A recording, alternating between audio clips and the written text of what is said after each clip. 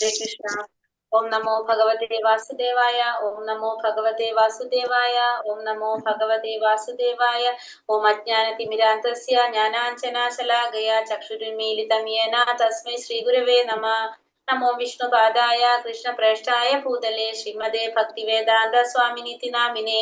നമസ്തേ സാരസ്വതേ ദേവേ ഗൗരവാണി പ്രചാരിണേ നിർവിശേഷ ശൂന്യവാദി പാശ്ചാത്യദേശകാരിണേ. ജയ ശ്രീ കൃഷ്ണ ചൈതന്യ പ്രഭു നിത്യാനന്ദ ശ്രീ അദ്വൈത ഗദാധര ശ്രീവാസാദി ഗൗര ഭക്തവൃന്ദ. ഹരേ കൃഷ്ണ കൃഷ്ണ കൃഷ്ണ ഹരേ ഹരേ, ഹരേ രാമ രാമ രാമ ഹരേ ഹരേ. ഹരേ Krishna. Shri Shri Radha Govinda temple ISKCON ബാംഗ്ലൂരിന്റെ Bhagavad Gita ക്ലാസ്സിലേക്ക് എല്ലാവർക്കും സ്വാഗതം. ഹരേ കൃഷ്ണ. എല്ലാവർക്കും പ്രണാമം. ഹരേ കൃഷ്ണ. പ്രണാമം. ഹരേ കൃഷ്ണ. അധ്യായം 8. ഹരേ കൃഷ്ണ. അധ്യായം 8 പരമപദ പ്രാപ്തി അല്ലേ? പ്രണാമം. ഹരേ കൃഷ്ണ. പ്രണാമം. എല്ലാവർക്കും പ്രണാമം. 8ാമത്തെ അധ്യായം പരമപദ പ്രാപ്തിയാണ്. പരമപദ പ്രാപ്തി എന്ന് വെച്ചാൽ എന്താണ്? പരമപദം പ്രാപ്തി, ഭഗവാന്റെ ലോകം പ്രാപിക്കുക, പരമപദം പ്രാപിക്കുക അല്ലെ? പരമമായ പദം, അതായത് ഭഗവാന്റെ പാദങ്ങള്, പരമമായ പദം, ഭഗവാന്റെ സ്ഥലം പ്രാപിക്കുക എന്നുള്ളതാണ്. പരമലോകം, ഭഗവാന്റെ ലോകത്ത് പ്രാപിക്കുക എന്നുള്ളതാണ് ഈ 8ാമത്തെ അധ്യായത്തില് നമ്മൾ പഠിക്കാൻ പോണത്. ഇത് ഏത് യോഗമാണ് പോയിക്കൊണ്ടിരിക്കുന്നത്? ഇപ്പൊ നമ്മള് തുടങ്ങിയത് ഭക്തിയോഗം. ഭക്തിയോഗം. അതിനെ നമ്മൾ എങ്ങനെ കാണണം? ഭക്തിയോടെ കാണണം, എന്നാലേ നമുക്കത് മനസ്സിലാക്കാനായിട്ട് സാധിക്കുള്ളൂ അല്ലെ? കർമ്മയോഗം പോലെയല്ല ഭക്തിയോഗം. നമുക്കറിയാലേ, ഒരു സാൻഡ്വിച്ച് നമ്മൾ ഫസ്റ്റ് പറയുന്നുണ്ടായിരുന്നു, സാൻഡ്വിച്ച് പോലെയാണെന്ന്. 2 ബ്രെഡിന്റെ സെന്ററിൽ ഇരിക്കുന്ന മെയിൻ ആയിട്ടുള്ള ഒരു ഭാഗമാണ് സാൻഡ്വിച്ചിലുള്ളത് അല്ലെ? അതേപോലെ തന്നെ സെന്ററിൽ ഇരിക്കുന്നത്, അതേപോലെ തന്നെയാണ് ഭക്തിയോഗം. കർമ്മയോഗത്തിനും ജ്ഞാനയോഗത്തിന്റെയും സെന്ററിൽ ഇരിക്കുന്ന ഭക്തിയോഗം. അപ്പൊ നമ്മള് അത്രയും ഭക്തിയോടെ, നമ്മള് ഭാവത്തോടെ ആയിരിക്കണം എന്ത് മനസ്സിലാക്കാൻ ശ്രമിക്കേണ്ടത്? ഈ 7 മുതലുള്ള അധ്യായങ്ങൾ നമ്മൾ ഇരിക്കേണ്ടത്. അപ്പൊ നമുക്ക് കുറച്ചും കൂടി എളുപ്പത്തിൽ മനസ്സിലാക്കാനും സാധിക്കും. അത്രയും നമ്മള് വിശ്വാസത്തോടെ ശ്രദ്ധയോട് കൂടി നമ്മൾ ഇരിക്കണം അല്ലെ? 7 മുതലുള്ള അധ്യായം മനസ്സിലാക്കാനായിട്ട് ഭക്തിയോഗാണത്. അത് പഠിക്കാൻ നമുക്ക് പറ്റുന്നത് തന്നെ ഭഗവാന്റെ കാരുണ്യം കൊണ്ടാണ്, ഭാഗ്യാണ് നമുക്ക്. രാവിലെ നമുക്ക് ഈ ഒരു സമയത്ത് എഴുന്നേറ്റ് ഭഗവാനെ കുറിച്ച് രാവിലെ തന്നെ നമുക്ക് കേൾക്കാൻ സാധിക്കുന്നത് കഴിഞ്ഞ ജന്മങ്ങളിലൊക്കെ നമ്മൾ ചെയ്ത എന്തോ ഒരു നല്ല കർമ്മത്തിന്റെ ഫലമായിട്ടായിരിക്കും നമുക്ക് ഇതൊക്കെ സാധിക്കുന്നത്. രാവിലെ കുറെ പോസിറ്റീവ് സംഭവങ്ങളാണ്. രാവിലെയാണ്, സത്വഗുണത്തിലാണ്, ഭഗവാനെ കുറിച്ച് മനസ്സിലാക്കാണ്, നല്ലൊരു സത്സംഗാണ്. ഏറ്റവും വലിയൊരു സംഭവം അതാ. നമ്മളൊരു സത്സംഗം എന്ന് പറഞ്ഞാൽ ശരിക്കും നല്ലൊരു സത്സംഗാണ് ഈ ക്ലാസ്സിൽ എല്ലാവരും. അത് നമുക്ക് കിട്ടാന്ന് പറഞ്ഞു കഴിഞ്ഞാൽ നമ്മൾ ചെയ്തിട്ടുള്ള കർമ്മത്തിന്റെ, പുണ്യകർമ്മങ്ങളുടെ ഫലമായിട്ട് തന്നെയാണ് നമുക്ക് അതൊക്കെ അനുഭവിക്കാനായിട്ട് സാധിക്കുന്നത്. ഈ ഭൗതിക ലോകത്തിൽ നമ്മളിവിടെ ജീവിക്കുമ്പോ തന്നെ നമുക്ക് ഇത്രയും കാര്യങ്ങൾ, നല്ലൊരു സമയം കിട്ടാണ് അല്ലെ? നല്ലൊരു എന്താ പറയാ, 1 മണിക്കൂർ നമുക്ക് നന്നായിട്ട് ഈ ദിവസം മുഴുവനും നമുക്ക് അതിന്റെ എഫക്ട് നമുക്ക് കിട്ടും. ശരിക്കും നല്ല ഇൻട്രസ്റ്റ് ഉണ്ട്, നമ്മളെ ആൾക്കാർക്ക് എല്ലാവർക്കും നല്ലൊരു ഇൻട്രസ്റ്റ്. അതൊക്കെ ഭയങ്കര ഭാഗ്യാണ് നമുക്ക്. ആ ക്ലാസ്സിൽ ഇരിക്കുമ്പോ തന്നെ എല്ലാവരുമായി താല്പര്യത്തോടെ ഇരിക്കുമ്പോ നമുക്കും എന്താണ് താല്പര്യം തന്നെ വരും അല്ലെ? നമുക്കും വരുമായ ഒരു താല്പര്യം. അപ്പൊ അതൊക്കെ ശരിക്കും പറഞ്ഞൊരു ഭാഗ്യാണത്. അപ്പൊ നമുക്കിന്ന് 8ാമത്തെ അധ്യായം. അപ്പൊ 7ാമത്തെ അധ്യായത്തിൽ എന്താണ് നമ്മൾ പഠിച്ചത്? 7ാമത്തെ അധ്യായത്തില് കുറെ ഉണ്ടല്ലോ. ജ്ഞാനത്തിനെ പറ്റിയാണ് പറയുന്നുണ്ട്. ഭഗവാനെ കുറിച്ച് പറഞ്ഞു, ഭൗതിക പ്രകൃതിയെ കുറിച്ച് പറഞ്ഞു തന്നു, ഭഗവാന്റെ കുറച്ച് വൈഭവങ്ങളെ കുറിച്ച് പറഞ്ഞു തന്നു, വിഭൂതികളെ കുറിച്ച് പറഞ്ഞു തന്നു. പറഞ്ഞത് വിവിധ വിഷ്ണു രൂപങ്ങളെ പറ്റി പറഞ്ഞു. പിന്നെ ഭഗവാന്റെ വിഷ്ണു രൂപങ്ങളെ ഭഗവാനെ പ്രാപിക്കുന്നവരും ദുഷ്കൃതികളെയും സുകൃതികളെയും കുറിച്ച് പറഞ്ഞു. നമ്മൾ ഏത് കാറ്റഗറിയിൽ വരും? ദുഷ്കൃതികളാണോ സുകൃതികളാണോ? നമ്മള് സുകൃതികളല്ലേ, രാവിലെ എണീക്കുന്നവര് അല്ലെ? നമ്മള് സുകൃതികളാണ്. ഭഗവാൻ അതിലാരെ ഇഷ്ടം സുകൃതികളില്? സുകൃതികളെ ജ്ഞാനിയാണ് എന്ന് പറഞ്ഞു. നമ്മൾ ഏറ്റവും കൂടുതൽ ഭഗവാനെ വിളിക്കുക എപ്പോഴാണ്? രാവിലെ അല്ല, അങ്ങനെയല്ല ചോദിച്ചത്. എപ്പോഴാണ്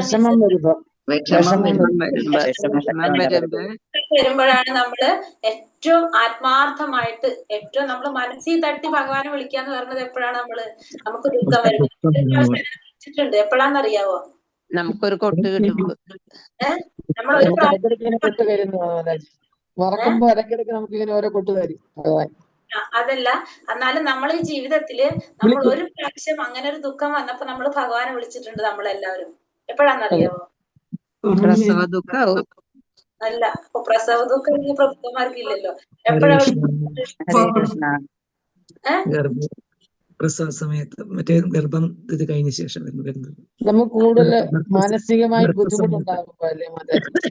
അല്ല, അത് എല്ലാവർക്കും ചെറിയ പോലെ വിളിക്കണമെങ്കിൽ എപ്പോഴായിരിക്കും വിളിച്ചിട്ടുണ്ടാവുക? അസുഖം വരുമ്പോ. അസുഖം വരും, രോഗം വരും. വരാത്തവർ വിളിക്കുവോ? അതായത് നമ്മള് ഗർഭപാത്രത്തിൽ കിടക്കുമ്പോ, അമ്മയുടെ ഗർഭപാത്രത്തിൽ കിടക്കുമ്പോഴാണ് ഏറ്റവും കൂടുതൽ ദുഃഖം അനുഭവിക്കുന്നത്, ആ ഇരുട്ടുമുറിയിൽ കിടക്കുമ്പോ. ആ സമയത്താണ് നമ്മള് ഭഗവാനോട് പറയുന്നുണ്ട് നമ്മള് എന്തെന്ന് അത് എന്നെ എങ്ങനെയും ചേട്ടാ ഞാൻ പ്രാർത്ഥിക്കാം, എപ്പോഴും ഭഗവാനെ സ്മരിക്കുകയാണ്. ഞാൻ ഭഗവാനെ മറക്കില്ല. കഴിഞ്ഞാല് ഞാൻ ഭഗവാനെ വിളിച്ചോളാന്ന് നമ്മൾ പറയുന്നുണ്ട്. പക്ഷെ പുറത്തേക്ക് ഇറങ്ങി കഴിഞ്ഞാൽ നമ്മളെ കഥ കഴിഞ്ഞു, കാര്യം മാറി. ഭയങ്കര ദുഃഖം. നമ്മളെല്ലാവരും ഒരേപോലെ നമ്മൾ പറയുന്ന ഒരു കാര്യമാണ് ആ സമയത്ത് ഭഗവാനോട് പ്രാർത്ഥിക്കുന്നത്.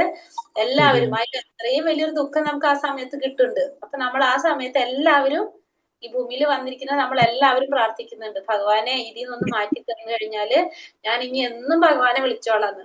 പക്ഷെ ഇവിടെ വന്നപ്പോ നമ്മൾ എന്ത് ചെയ്തു? നമ്മളെ ദുഃഖം മാറിയല്ലോ. അപ്പൊ നമ്മളത് ആ വിളിച്ചതൊന്നും നമ്മൾ അറിയണില്ലല്ലോ. അതൊന്നും ഓർമ്മയില്ല, അറിയണില്ല. ഓർമ്മയില്ല.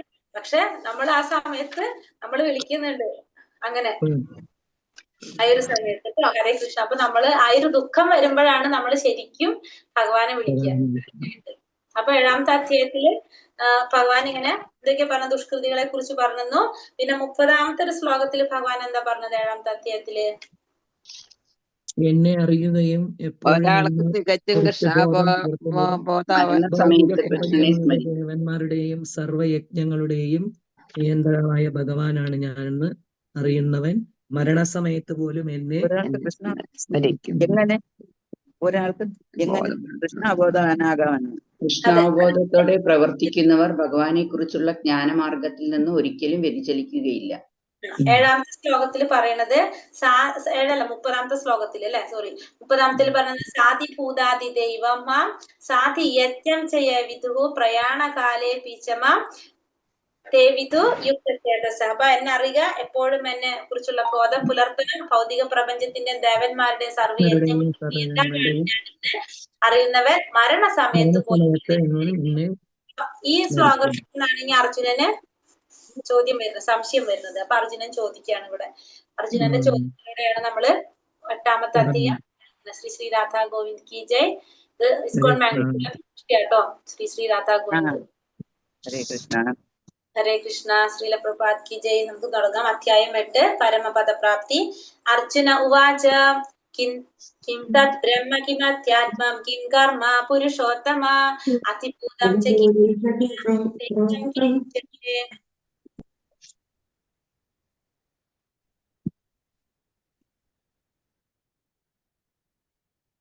അർജുനൻ ചോദിച്ചു, ഹേ പുരുഷോത്തമ, എന്താണ് ബ്രഹ്മം? ആത്മാവെന്നാൽ എന്ത്? ഫലോദിഷ്ട കർമ്മം എന്നാൽ എന്ത്? ഭൗതിക പ്രപഞ്ചമെന്നും ദേവന്മാരെന്നും പറയപ്പെടുന്നത് എന്താണ്? അപ്പൊ അർജുനൻ കൂടുതൽ ഇറങ്ങാണല്ലോ ഇവിടെ. അപ്പൊ ആദ്യത്തെ അധ്യായങ്ങളിൽ നിന്ന് കുറച്ചും കൂടി ഉള്ളിലേക്ക് ഭക്തിയിലേക്ക് ഇറങ്ങിക്കൊണ്ട് വരാണ്. അപ്പൊ അർജുനന്റെ ചോദ്യത്തിന്റെ രീതി മാറി. അർജുനൻ എന്താ ചോദിക്കുന്നത്? പുരുഷോത്തമ ഭഗവാനോട് ചോദിക്കാണ്, ബ്രഹ്മം എന്നാൽ എന്താണ്? ആത്മാവ് എന്നാൽ എന്താണ്? ഫലോദിഷ്ട കർമ്മം എന്നാൽ എന്താണ്? ഭൗതിക പ്രപഞ്ചെന്നും ദേവന്മാരെന്നും പറയപ്പെടുന്നത് എന്താണ് എന്നിവിടെ അർജുനൻ ഭഗവാനോട് ചോദിക്കാണ്. ബ്രഹ്മം എന്നാൽ എന്ത്? ആത്മാവ് എന്നാൽ എന്ത്? ഫലോദിഷ്ട കർമ്മം എന്നാൽ എന്താണ്? ഭൗതിക പ്രപഞ്ചമെന്നും ദേവന്മാരെന്നും പറയപ്പെടുന്നത് എന്താണ് എന്നിവിടെ അർജുനൻ ഭഗവാനോട് ചോദിക്കുകയാണ്. ആരോട് ചോദിക്കുന്നത്? പുരുഷോത്തമനോടാണ് ചോദിക്കുന്നത്. അർജുനൻ ഭഗവാനെ പുരുഷോത്തമൻ എന്ന് വിളിക്കുന്നു. കാരണം ഉത്തരം നൽകാൻ പരമാധികാരമുള്ള മഹാപുരുഷനോടാണ് ഇവിടെ അർജുനൻ ഈ ചോദ്യങ്ങളൊക്കെ ചോദിക്കുന്നത്. വെറും ഒരു സുഹൃത്തിനോടല്ല ചോദിക്കുന്നത്. ഈ ചോദ്യങ്ങൾക്ക് ആധികാരികമായിട്ട് ഉത്തരം നൽകാൻ കഴിയുമെന്നുറപ്പുള്ള പരമദിവ്യോത്തമ പുരുഷനോടാണ് അർജുനൻ ഇത്തരത്തിലുള്ള ചോദ്യങ്ങള് ചോദിക്കുന്നത്. പിന്നെന്താ ചോദിക്കുന്നത്? അതിയജ്ഞകഥം കോത്ത ദേഹേസ്മിൻ മധുസൂദന പ്രയാണകാലേ ച കഥം ജ്ഞേയോസി നിയതാത്മഭിഹി. മധുസൂദന, ആരാണ് യജ്ഞദേവത? ഈ ശരീരത്തിൽ അദ്ദേഹം എങ്ങനെ കുടികൊള്ളുന്നു? ഭക്തിര സേവന നിരതരായവർക്ക് മരണവേളയിൽ അങ്ങയെ എങ്ങനെ അറിയാൻ കഴിയും? അപ്പൊ ആരാണ് യജ്ഞദേവത? ആരാണ്? ഈ ശരീരത്തില് അദ്ദേഹം എങ്ങനെയാണ് കുടികൊള്ളുന്നത്? ഭക്തിയുടെ സേവനത്തിന് നിരതരായവർക്ക് മരണവേളയിൽ അങ്ങയെ എങ്ങനെ അറിയാൻ കഴിയും? അപ്പൊ ഭക്തിയുടെ സേവനം ചെയ്യുന്നവർക്ക് മരിക്കുന്ന സമയത്ത് ഭഗവാനെ എങ്ങനെയാണ് അറിയാനായിട്ട് സാധിക്കുക എന്നുള്ളതൊക്കെയാണ് ആരുടെ സംശയം? അർജുനന്റെ സംശയം. അതൊക്കെയാണ് അർജുനൻ ഭഗവാനോട് ചോദിക്കുന്ന ചോദ്യങ്ങള്. ഇവിടെ അർജുനൻ യഥാർത്ഥ യജ്ഞദേവതയെയും അവിടുന്ന് ജീവാത്മാവിൽ എങ്ങനെയാണ് കുടികൊള്ളുന്നതെന്നും അറിയാൻ ആഗ്രഹിക്കുന്നു. അപ്പൊ ഭഗവാൻ യജ്ഞദേവത ആരാണ്? അർജുനൻ ചോദിക്കുകയാണ്, യജ്ഞദേവത ആരാണ്? പിന്നെ ഈ ജീവാത്മാവില് എങ്ങനെയാണ് കുടികൊള്ളുന്നത്? ഭഗവാൻ എങ്ങനെയാണ് കുടികൊള്ളുന്നത് എന്നും അറിയാൻ ആര് ആഗ്രഹിക്കാണ്? ഇവിടെ അർജുനൻ ആഗ്രഹിക്കാണ്. പ്രയാണകാലേ എന്ന പദം മരണവേളയുടെ പ്രാധാന്യം സൂചിപ്പിക്കുന്നു. ആ അവസരത്തിൽ ഭഗവാനെ ഓർക്കുവാൻ സാധിക്കുമെന്നൊരു സംശയം ആർക്കുണ്ട്? അർജുനനുണ്ട്. അപ്പൊ അർജുനനൊരു സംശയം എന്താണ്? നമുക്ക് മരണ സമയത്ത് ഭഗവാനെ ഓർത്താലേ കാര്യമുള്ളൂ അല്ലെ? എന്നാൽ മാത്രമേ നമുക്ക് ഭഗവാന്റെ അടുത്തേക്ക് പോകാൻ സാധിക്കുന്നുള്ളൂ. അപ്പൊ അത് ഓർക്കാൻ സാധിക്കൂ എന്നുള്ളൊരു സംശയവും ആർക്ക് വരുന്നുണ്ട്? ഇവിടെ അർജുനന് വരുന്നുണ്ട്. അതുകൊണ്ടാണ് അർജുനൻ അത് ഭഗവാനോട് അടുത്ത് ചോദിക്കുന്നത്. അപ്പൊ ഭഗവാൻ എന്താ പറയുന്നത്? ശ്രീ ഭഗവാനുവാച അക്ഷര ബ്രഹ്മ പരമം സ്വഭാവോധ്യാത്മമുച്യത്തെ ഭൂതഭാവോദ്ഭവകരോ വിസർഗ കർമ്മ സംചിതഃ. ശ്രീ ഭഗവാൻ പറഞ്ഞു, അവിനാശിയും അതീന്ദ്രിയനുമായ ആത്മാവാണ് ബ്രഹ്മം. അപ്പൊ ബ്രഹ്മം എന്ന് പറഞ്ഞാൽ എന്താണ്? അവിനാശിയും അതീന്ദ്രിയനുമായ ആത്മാവിനെയാണ് ബ്രഹ്മം എന്ന് പറയുന്നത്. അപ്പൊ ഒരിക്കലും നശിക്കാത്ത അതീന്ദ്രിയനായിട്ടുള്ള ആത്മാവാണ് ബ്രഹ്മം. ബ്രഹ്മത്തിന്റെ ശാശ്വത പ്രകൃതിയാണ് അധ്യാത്മം. ബ്രഹ്മത്തിന്റെ ശാശ്വത പ്രകൃതി അല്ലെങ്കിൽ ബ്രഹ്മത്തിന്റെ സ്വഭാവത്തിന് നമുക്ക് എന്ത് പറയാം? അധ്യാത്മം എന്ന് പറയാം. ജീവാത്മാക്കളുടെ ഭൗതിക ശരീരത്തിന്റെ വികാസത്തിന് വേണ്ടുന്ന പ്രവർത്തനങ്ങളാണ് കാമ്യകർമ്മങ്ങൾ. ഇപ്പൊ ജീവാത്മാക്കള് ആ നിലനിൽക്കുന്ന ശരീരത്തിന്റെ വികസനത്തിന് വേണ്ടി ചെയ്യുന്ന പ്രവർത്തനങ്ങളെ നമുക്ക് എന്തു പറയാം? കാമ്യകർമ്മങ്ങൾ എന്ന് പറയാം. അപ്പൊ ആത്മാവിൻ എന്ന് പറഞ്ഞാല്, ബ്രഹ്മം എന്ന് പറഞ്ഞാല് അവിനാശിയും അതീന്ദ്രിയനുമായ ആത്മാവിനെ ബ്രഹ്മം എന്ന് പറയുന്നു.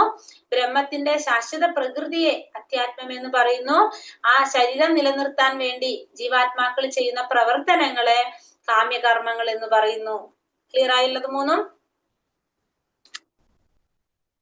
പരബ്രഹ്മം ക്ലിയർ ആയി മാതാജി. ഹരേ കൃഷ്ണ. ഭൗതിക പ്രകൃതിസ്ഥനാകുമ്പോൾ 84 ലക്ഷം ജീവിവർഗങ്ങളിൽ ഏതെങ്കിലും ഒന്നിൽ പിറവിയെടുക്കും. ആധ്യാത്മിക പ്രകൃതിസ്ഥനാണെങ്കിൽ ഒരേ ഒരു ശരീരമേ ജീവാത്മാവിനെ സ്വീകരിക്കാനുള്ളൂ. അപ്പൊ ഭൗതിക പ്രകൃതിയില് വരാണെങ്കിൽ നമുക്കറിയാം എത്ര ജീവാത്മാക്കളുണ്ട്? 84 ലക്ഷം ജീവഗണങ്ങളുണ്ട്. അതില് ഏതെങ്കിലും ഒന്നില് പിറവിയെടുക്കും. നമ്മളെ ശരീരം, ആ ജീവാത്മാവ് നമ്മൾ ഉടുപ്പ് മാറുന്നത് പോലെ ഓരോ ജന്മങ്ങൾ കഴിയും തോറും ഓരോരോ ജന്മത്തിലും എന്താണ്? ശരീരം മാറിക്കൊണ്ടേയിരിക്കും. ആ ജീവാത്മാവിന് ശരീരം മാറിക്കൊണ്ടിരിക്കും, ഓരോ ഉടുപ്പുകൾ ഇടുന്ന പോലെ തന്നെ അല്ലെ? അപ്പൊ ചിലപ്പോ ഈ ഒരു ജന്മത്തില് മനുഷ്യന്റെ ശരീരമായിരിക്കും, അടുത്ത ജന്മത്തിൽ ഏതെങ്കിലും പക്ഷിയുടെ ആയിരിക്കാം, പിന്നത്തെ ജന്മത്തിൽ ഏതെങ്കിലും മൃഗത്തിന്റെ ആയിരിക്കും. അതിങ്ങനെ മാറിക്കൊണ്ടിരിക്കും. അത് ഈ 84 ലക്ഷം ജീവിവർഗങ്ങളിലെ ഏതെങ്കിലായിട്ട് പിറവിയെടുക്കും. പക്ഷെ ആധ്യാത്മിക പ്രകൃതിസ്ഥനാണെങ്കിൽ, ആധ്യാത്മിക ലോകത്തിലാണെങ്കിൽ എങ്ങനെയാണ്? ഓരോ ഒരു ശരീരമേ ആ ജീവാത്മാവിന് സ്വീകരിക്കേണ്ടതായിട്ട് വരുന്നുള്ളൂ. ഭൗതിക ലോകത്തിലാണെങ്കിലാണ് ശരീരം മാറിക്കൊണ്ടിരിക്കേണ്ടി വരുന്നത്. പക്ഷെ ആത്മീയ ലോകത്തിലാണെങ്കിൽ എന്തില്ല? ശരീരം മാറേണ്ട ആവശ്യം വരുന്നില്ല. അധിഭൂതം ക്ഷരോ ഭാവ പുരുഷശ്ചാധിദൈവതം അതിയജ്ഞോഹമേവാത്ര ദേഹേ ദേഹാഭൃതം വരാം. ഹേ ശരീരം കൊണ്ടവരിൽ ശ്രേഷ്ഠനായവനെ, എപ്പോഴും മാറിക്കൊണ്ടിരിക്കുന്ന ഭൗതിക പ്രകൃതിയാണ് അതിഭൂതം. ഇപ്പൊ എന്താ പറയുന്നത്? എപ്പോഴും മാറിക്കൊണ്ടിരിക്കുന്ന ആ ഭൗതിക പ്രകൃതിയെ നമ്മൾ എന്ത് പറയും? പ്രത്യക്ഷ പ്രപഞ്ചത്തെ അതിഭൂതം എന്ന് പറയുന്നു. സൂര്യനെയും ചന്ദ്രനെയും ദേവന്മാരെയും ഉൾക്കൊള്ളുന്ന ഭഗവാന്റെ വിശ്വരൂപം അതിദൈവം എന്നും, സകല ശരീരങ്ങളുടെയും ഹൃദയത്തിൽ വാണരുളുന്ന പരമാത്മാവായ ഞാൻ അതിയജ്ഞൻ എന്നും അറിയപ്പെടുന്നു. ഇവിടെ എന്താ പറഞ്ഞത്? എപ്പോഴും മാറിക്കൊണ്ടിരിക്കുന്ന ഭൗതിക പ്രകൃതിയെ അതിഭൂതം എന്ന് പറയുന്നു. സൂര്യനും ചന്ദ്രനും ദേവന്മാരും എല്ലാം ഉൾക്കൊള്ളുന്ന ഭഗവാന്റെ വിശ്വരൂപത്തെ അതിദൈവം എന്ന് പറയുന്നു. സകല ശരീരങ്ങളുടെയും ഹൃദയത്തിൽ വാണരുളുന്ന പരമാത്മാവായ ഭഗവാൻ അതിയജ്ഞൻ എന്നും അറിയപ്പെടുന്നു. ഹൃദയത്തിൽ വസിക്കുന്ന പരമാത്മാവായ ഭഗവാൻ ജീവാത്മാവിന്റെ സർവ്വകർമ്മങ്ങൾക്കും സാക്ഷിയായി നിലകൊള്ളുന്നു. അപ്പോ എല്ലാവരുടെ ഹൃദയത്തിലും പരമാത്മാവായിട്ട് ഭഗവാൻ ഇരിക്കുന്നുണ്ട്. ആ പരമാത്മാവായിട്ടുള്ള ഭഗവാൻ ജീവാത്മാവ് ചെയ്യുന്ന എല്ലാ കർമ്മങ്ങൾക്കും സാക്ഷിയായിട്ട് നിലകൊള്ളുന്നതാണ് ആര്? പരമാത്മാവ്. ആ പരമാത്മാവ് എല്ലാത്തിനും സാക്ഷിയാണ്. ജീവാത്മാവ് ചെയ്യുന്ന എല്ലാ കർമ്മങ്ങൾക്കും സാക്ഷിയാണ് ആര്? പരമാത്മാവ്. അന്ധകാലേച്ച മാമേവ സ്മരൻ മുക്ത കളേവരം യപ്രയാതി സമദ്ഭാവം യാതി നാസ്ത്യത്ര സംശയഃ. മരണസമയത്ത് എന്നെ തന്നെ സ്മരിച്ചുകൊണ്ട് ശരീരം ത്യജിക്കുന്നവൻ എന്റെ ഭാവത്തെ ഉടൻ തന്നെ പ്രാപിക്കുമെന്നതിന് സംശയമില്ല. അപ്പൊ മരണസമയത്ത് എന്നെ തന്നെ സ്മരിച്ചുകൊണ്ട് ശരീരം ത്യജിക്കുന്നവൻ ആരായാലും എന്ത് സാധിക്കും? ഭഗവാന്റെ ഭാവത്തെ ഉടൻ തന്നെ പ്രാപിക്കുമെന്നതിന് ഒരു സംശയമില്ല. അപ്പൊ മരണസമയത്ത് ആരാണോ ഭഗവാനെ സ്മരിച്ചുകൊണ്ട് ശരീരം വെടിയുന്നത് അവർക്ക് ഭഗവാനെ ഉടനെ തന്നെ പ്രാപിക്കാനായിട്ട് സാധിക്കും. കൃഷ്ണാവബോധത്തിന്റെ പ്രാധാന്യത്തെ കുറിച്ചാണ് ഇവിടെ പറഞ്ഞത്. നമ്മൾ ഏതൊരു സമയത്തും ഭഗവാനെ കുറിച്ചുള്ള ഒരു ബോധം നമ്മളിൽ ഉണ്ടെങ്കിൽ നമുക്ക് ഭഗവാനെ മരണസമയത്ത് നമുക്ക് ഭഗവാനെ പ്രാപിക്കാനായിട്ട് സാധിക്കും. ജീവിതാന്ത്യത്തിൽ വിജയം നേടാൻ കൃഷ്ണാവബോധത്തോടെ നാമജപം തുടരേണ്ടത് അനിവാര്യമാണ്. അപ്പൊ നമ്മൾ എന്തിനാണ് മരണസമയത്ത് ഭഗവാനെ കുറിച്ച് ഓർക്കാനുള്ള ഒരു തയ്യാറെടുപ്പാണ് ഇപ്പോഴേ നമ്മൾ നടത്തുന്നത് അല്ലെ? അപ്പൊ നമ്മൾ എന്തിനാണ് അത് ചെയ്യുന്നത്? കാരണം ഇപ്പോഴേ നമ്മൾ ചെയ്തു പോയി കഴിഞ്ഞാലാണ് നമുക്ക് ആ സമയത്ത് എന്ത് സാധിക്കുന്നത്? നമുക്ക് ഭഗവാൻ ഓർക്കാനായിട്ട് സാധിക്കുന്നത്. അഥവാ നമ്മൾ ഓർത്തില്ലെങ്കിലും ആരോർക്കും? അപ്പോ ഭഗവാൻ നമ്മളെ ഓർക്കും അല്ലെ? നമ്മളിപ്പോ ഒന്നും ചെയ്യാതിരുന്നു കഴിഞ്ഞാൽ ആ സമയത്ത് നമുക്ക് വല്ലതും നടക്കുവോ? ഹരേ കൃഷ്ണ. അല്ലെ? നമ്മള് ഇപ്പൊ എന്തിനാ നമ്മള് നാമം ജപിക്കുക ഇതൊക്കെ ചെയ്തോണ്ടിരിക്കുന്നത്? മരണസമയത്ത് ഭഗവാനെ ഓർക്കാൻ വേണ്ടിയിട്ട്. എങ്ങാനും അർജുനൻ ചോദിച്ച പോലെ മരണസമയത്ത് ഓർത്തില്ലെങ്കിൽ എന്താണ്? ഭഗവാൻ നമ്മളെ കുറിച്ച് ഓർക്കും. അപ്പൊ അതുകൊണ്ട് നമുക്ക് ഒന്നും ചിന്തിക്കേണ്ട ആവശ്യമില്ല. നമുക്ക് എന്ത് മാത്രം ചെയ്തു പോകണം? ഭഗവാന്റെ നാമജപം നടന്നുകൊണ്ടേ ഇരിക്കുക. അതെന്താണ്? അപ്പോഴാണ് നമുക്ക് ജീവിതത്തിന്റെ അന്ത്യത്തില് വിജയം കൈവരിക്കാൻ നമുക്ക് സാധിക്കുന്നത്. അപ്പൊ കൃഷ്ണാവബോധത്തിന്റെ പ്രാധാന്യത്തെ കുറിച്ചാണ് നമുക്കിവിടെ മനസ്സിലാക്കുന്നത്. യം യം വാപി സ്മരൻ ഭാവം തജത്യന്തേ കളേവരം തം തമേവൈതി കൗന്ദേയ സദാ തദ്ഭാവ ഭാവിതാഃ. എന്തിനെ കുറിച്ചാണോ മരണവേളയിൽ ഒരാൾ സ്മരിക്കുന്നത്, ഹേ കുന്തിപുത്ര, അയാൾ തീർച്ചയായും അതിനെ പ്രാപിക്കും. അപ്പൊ ഒരാള് മരണസമയത്ത് എന്തിനെ കുറിച്ചാണോ ചിന്തിക്കുന്നത്, സ്മരിക്കുന്നത്, അയാള് തീർച്ചയായിട്ടും എന്താണ് അയാൾക്ക് സംഭവിക്കുന്നത്? അയാൾക്ക് ഭഗവാനെ പ്രാപിക്കാനായിട്ട് അതിനെ പ്രാപിക്കാനായിട്ട് സാധിക്കും. എന്തിനെ കുറിച്ചാണോ ചിന്തിക്കുന്നത് അതിനെ പ്രാപിക്കാൻ സാധിക്കും. ഭഗവാനെ കുറിച്ച് ചിന്തിച്ചാൽ ഭഗവാനെ പ്രാപിക്കാൻ സാധിക്കും. അതല്ല വേറെ എന്തെങ്കിലും ചിന്തയാണ് വരുന്നെങ്കിൽ അതിലായിരിക്കും വരുന്നത്. ഇത് നമുക്കൊരു ഭരത മഹാരാജാവിന്റെ കഥ കേട്ടിട്ടുണ്ടായിരുന്നു. നമ്മൾ ഓർമ്മയുണ്ടോ? ചിന്തിച്ചിട്ട് മാനായിട്ട് ജനിച്ചു. എന്തിനെ കുറിച്ചാണ് നമ്മൾ മരണവേളയിൽ ഓർക്കുന്നത് സ്വാഭാവികമായിട്ട് നമ്മള് അതായിട്ട് മാറും. അതിനെ പ്രാപിക്കാനാണ് നമുക്ക് സാധിക്കുന്നത്. മരണവേളയിൽ കൃഷ്ണ സ്മരണയ്ക്കായി ജീവിതകാലം മുഴുവൻ നാമജപത്തിൽ ശീലിപ്പിക്കുക അനിവാര്യമാണ്. അപ്പൊ അതുകൊണ്ട് മരണവേളയിൽ ഭഗവാനെ സ്മരിക്കാൻ വേണ്ടിയിട്ട് നമ്മൾ എന്ത് ചെയ്യണം? നമ്മുടെ ജീവിതകാലം മുഴുവൻ നമ്മൾ നാമജപത്തിൽ പരിശീലിക്കണം. ആ ശീലിപ്പിച്ചു കഴിഞ്ഞാലാണ് നമുക്ക് മരണസമയത്ത് ഭഗവാൻ ഓർക്കാനായിട്ട് നമുക്ക് സാധിക്കുന്നത്. അല്ലെങ്കിൽ നമുക്ക് ഭഗവാൻ ഓർക്കാനായിട്ട് സാധിക്കില്ല. അപ്പൊ അതിന് നമ്മൾ എന്ത് വേണം?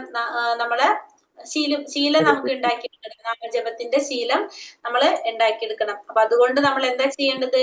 തസ്മാത് സർവേഷു കാലേഷു മാമനുസ്മര യുത്യച മയ്യർപ്പിത മനോബുദ്ധിർ മാമേ വൈശ്യസ്യ സംശയാം. അപ്പൊ അതുകൊണ്ട് നമ്മൾ എന്ത് ചെയ്യണം? അതുകൊണ്ട് അർജുന, ശ്രീകൃഷ്ണ രൂപത്തിൽ നീ എന്നെ എപ്പോഴും ഓർമ്മിക്കുക. അതോടൊപ്പം തന്നെ നിയതകർമ്മമായ യുദ്ധം നിർവഹിക്കുകയും ചെയ്യുക. സ്വകർമ്മങ്ങളെല്ലാം എനിക്കായി അർപ്പിച്ചും മനോബുദ്ധികൾ എന്നിൽ ഉറപ്പിച്ചും ഇരുന്നാൽ നീ എന്നെ പ്രാപിക്കും, സംശയമില്ല. ഇവിടെ എന്ന് പറഞ്ഞ തസ്മാത്ത് വെച്ചാൽ അതുകൊണ്ട് അർജുന നീ എന്ത് ചെയ്യാ? കൃഷ്ണരൂപത്തില്, ശ്രീകൃഷ്ണ രൂപത്തില് നീ എന്നെ എപ്പോഴും ഓർമ്മിക്കുക. അപ്പൊ ഭഗവാൻ ഓർക്കേണ്ട രൂപം ഏതാണെന്ന് ഭഗവാൻ ഇവിടെ പറഞ്ഞതാണ്. ഏത് രൂപത്തിലാണ് ഭഗവാൻ ഓർക്കേണ്ടത്? ശ്രീകൃഷ്ണ രൂപത്തിലാണ് ഭഗവാൻ ഓർക്കുന്നത്. അതോടൊപ്പം തന്നെ എന്ത് ചെയ്യണം? നിന്റെ നിയതമായ കർമ്മം നിർവഹിക്കുകയും ചെയ്യണം. അപ്പൊ നിന്റെ നിയതമായ കർമ്മങ്ങൾ നിർവഹിക്കുകയും വേണം, നീ എന്നെ കൃഷ്ണന്റെ രൂപത്തിൽ ഓർക്കുകയും വേണം. അങ്ങനെ സ്വന്തം കർമ്മങ്ങളെല്ലാം എനിക്കായി അർപ്പിച്ചും നിന്റെ മനോബുദ്ധികളിൽ എന്നിൽ ഉറപ്പിച്ചും ഇരുന്നാൽ നിനക്ക് എന്നെ പ്രാപിക്കാൻ സാധിക്കുമെന്നതിന് യാതൊരു സംശയവും ഇല്ല എന്നിവിടെ പറയാണ്. അപ്പൊ എന്താ പറയുന്നത്? അർജുനനോട് പറയുന്നത്, ഒരു മിനിറ്റ്,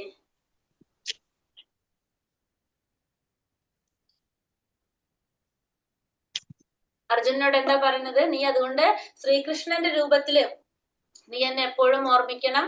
അതോടൊപ്പം തന്നെ നിന്റെ നിയത കർമ്മമായിട്ടുള്ള യുദ്ധം അത് നീ ചെയ്യാൻ വേണം. അപ്പൊ ഭഗവാൻ പറയുന്നത് ഇതാണ്, എപ്പോഴും എന്നെ ഓർക്കണം, കൃഷ്ണന്റെ രൂപത്തിൽ ഓർക്കണം. നിയത കർമ്മങ്ങള് നമുക്ക് പറഞ്ഞിരിക്കുന്ന എന്താണോ നമ്മുടെ നിയത കർമ്മങ്ങൾ അത് നമ്മൾ നിർവഹിക്കുകയും വേണം. സ്വന്തം കർമ്മങ്ങളൊക്കെ ഭഗവാൻ അർപ്പിച്ചുകൊണ്ട് നമ്മുടെ ബുദ്ധി മനസ്സിൽ ഭഗവാനെ ഉറപ്പിച്ചു കഴിഞ്ഞാല് നമുക്ക് ഭഗവാനെ പ്രാപിക്കാൻ സാധിക്കും എന്നുള്ളതിന് യാതൊരു സംശയമില്ല എന്ന് ഭഗവാനോട് പറയാണ്. ഹരേ കൃഷ്ണ ജപം ചെയ്യുന്നവൻ ഭൗതിക പ്രവർത്തികൾ തുടർന്നുകൊണ്ടിരിക്കലും കൃഷ്ണന്റെ നാമോച്ചാരണം ഭക്തനെ ഭഗവത് ധാമത്തിലേക്ക് എത്തിക്കുന്നതിന് സംശയമില്ല. അപ്പൊ നാമം ജപിക്കുന്നവൻ എന്താണ്? ഭൗതിക പ്രവർത്തികൾ ചെയ്യണ്ടെന്ന് പറയുന്നില്ല അല്ലെ. എന്താ പറഞ്ഞത്? ഭഗവാന്റെ നാമവും ജപിക്കണം, ഭൗതിക പ്രവർത്തികൾ തുടർന്ന് ചെയ്തുകൊണ്ടിരിക്കുകയാണെങ്കിലും കൃഷ്ണന്റെ നാമോച്ചാരണം ആ ഭക്തനെ ഭഗവത് ധാമത്തിലേക്ക് എത്തിക്കുന്നതിന് സംശയമില്ല. ഭഗവാന്റെ നാമം ഉച്ചരിക്കുന്നതിലൂടെ നമുക്ക് എന്ത് സാധിക്കും? ഭഗവാന്റെ ധാമത്തിലേക്ക് എത്താം എന്നുള്ളതിന് യാതൊരു സംശയമില്ല. അപ്പൊ നമ്മൾ എന്ത് ചെയ്യാം? ഹരേ കൃഷ്ണ മഹാമന്ത്രം ജപിക്കണം, ഒപ്പം തന്നെ നമ്മുടെ നിയതകർമ്മങ്ങൾ നമ്മൾ ചെയ്യാൻ വേണം. മനസ്സിലായല്ലോ ഭഗവാൻ എന്താ പറഞ്ഞിരിക്കുന്നത്? നാമം ജപിക്കുക, നിയതകർമ്മങ്ങൾ ചെയ്തു പോകാം. അങ്ങനെ ചെയ്യുകയാണെങ്കിൽ നമുക്ക് ഭഗവാന്റെ ധാമത്തിലേക്ക് എത്തും എന്നുള്ളതിന് യാതൊരു സംശയവും നമുക്ക് വേണ്ട. അഭ്യാസയോഗയുക്തേന ചേതസാനാന്യഗാമിന പരമം പുരുഷം ദിവ്യം യാതി പാർത്ഥാനു ചിന്തയൻ. എന്നെ പരമദിവ്യോത്തമ പുരുഷനായി ആരാണോ ധ്യാനിക്കുന്നത്, ആരാണോ മാർഗത്തിൽ നിന്ന് വ്യതിചലിക്കാതെ തുടർച്ചയായി എന്നെ മനസ്സിൽ സ്മരിക്കുന്നത്, അല്ലയോ പാർത്ഥ, അയാൾ നിശ്ചയമായും എന്നെ പ്രാപിക്കും. കൂടുതൽ പറഞ്ഞത് ആരാണോ പരമദിവ്യോത്തമ പുരുഷനായിട്ട് എന്നെ ധ്യാനിക്കുന്നത് ആരാണോ, പരമദിവ്യോത്തമ പുരുഷനായിട്ട് എന്നെ ധ്യാനിക്കുന്നത് ആരാണോ, പിന്നെ ആരാണോ മാർഗത്തിൽ നിന്ന് വ്യതിചലിക്കാതെ തുടർച്ചയായി എന്നെ മനസ്സിൽ സ്മരിക്കുന്നത്. അപ്പൊ മാർഗത്തിൽ നിന്ന് വ്യതിചലിക്കാതെ തുടർച്ചയായിട്ട് ഭഗവാനെ മനസ്സിൽ സ്മരിക്കുന്നത് ആരാണോ അയാള് നിശ്ചയമായും ഭഗവാനെ പ്രാപിക്കും. അപ്പൊ ഭഗവാനെ സ്മരിക്കുന്നതിനെ കുറിച്ച് പറയാണ് ഇവിടെ അല്ലെ.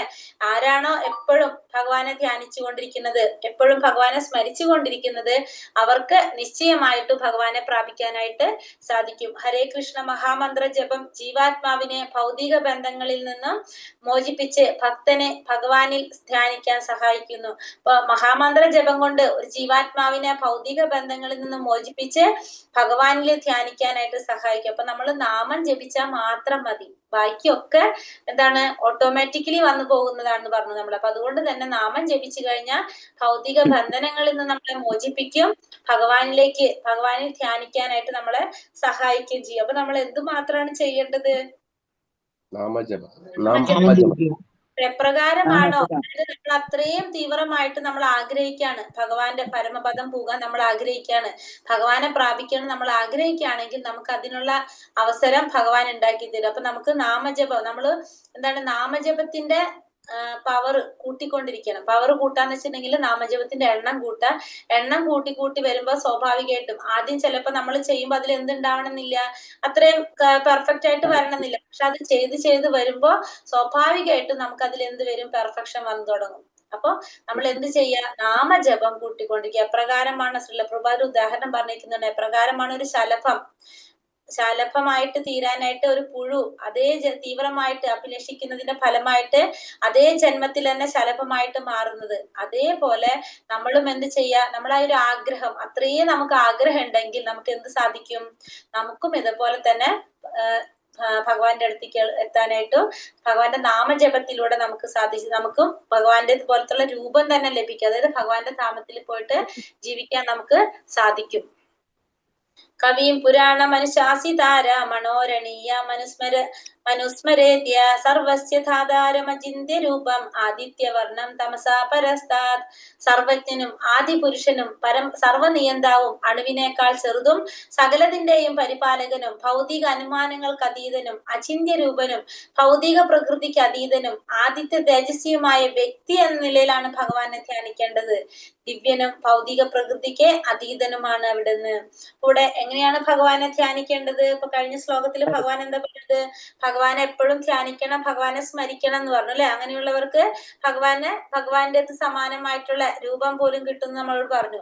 അപ്പൊ എങ്ങനെയാണ് ഇനി ഭഗവാനെ ധ്യാനിക്കേണ്ടതെന്ന് ഭഗവാൻ ഈ ശ്ലോകത്തിൽ പറഞ്ഞുതരാണ്. കഴിഞ്ഞ ശ്ലോകത്തിൽ പറഞ്ഞതാണ് മാർഗത്തിൽ നിന്ന് വ്യതിചലിക്കാതെ തുടർച്ചയായിട്ട് ഭഗവാനെ സ്മരിച്ചു കൊണ്ടിരിക്കണം, ഭഗവാനെ ധ്യാനിച്ചു കൊണ്ടിരിക്കണം.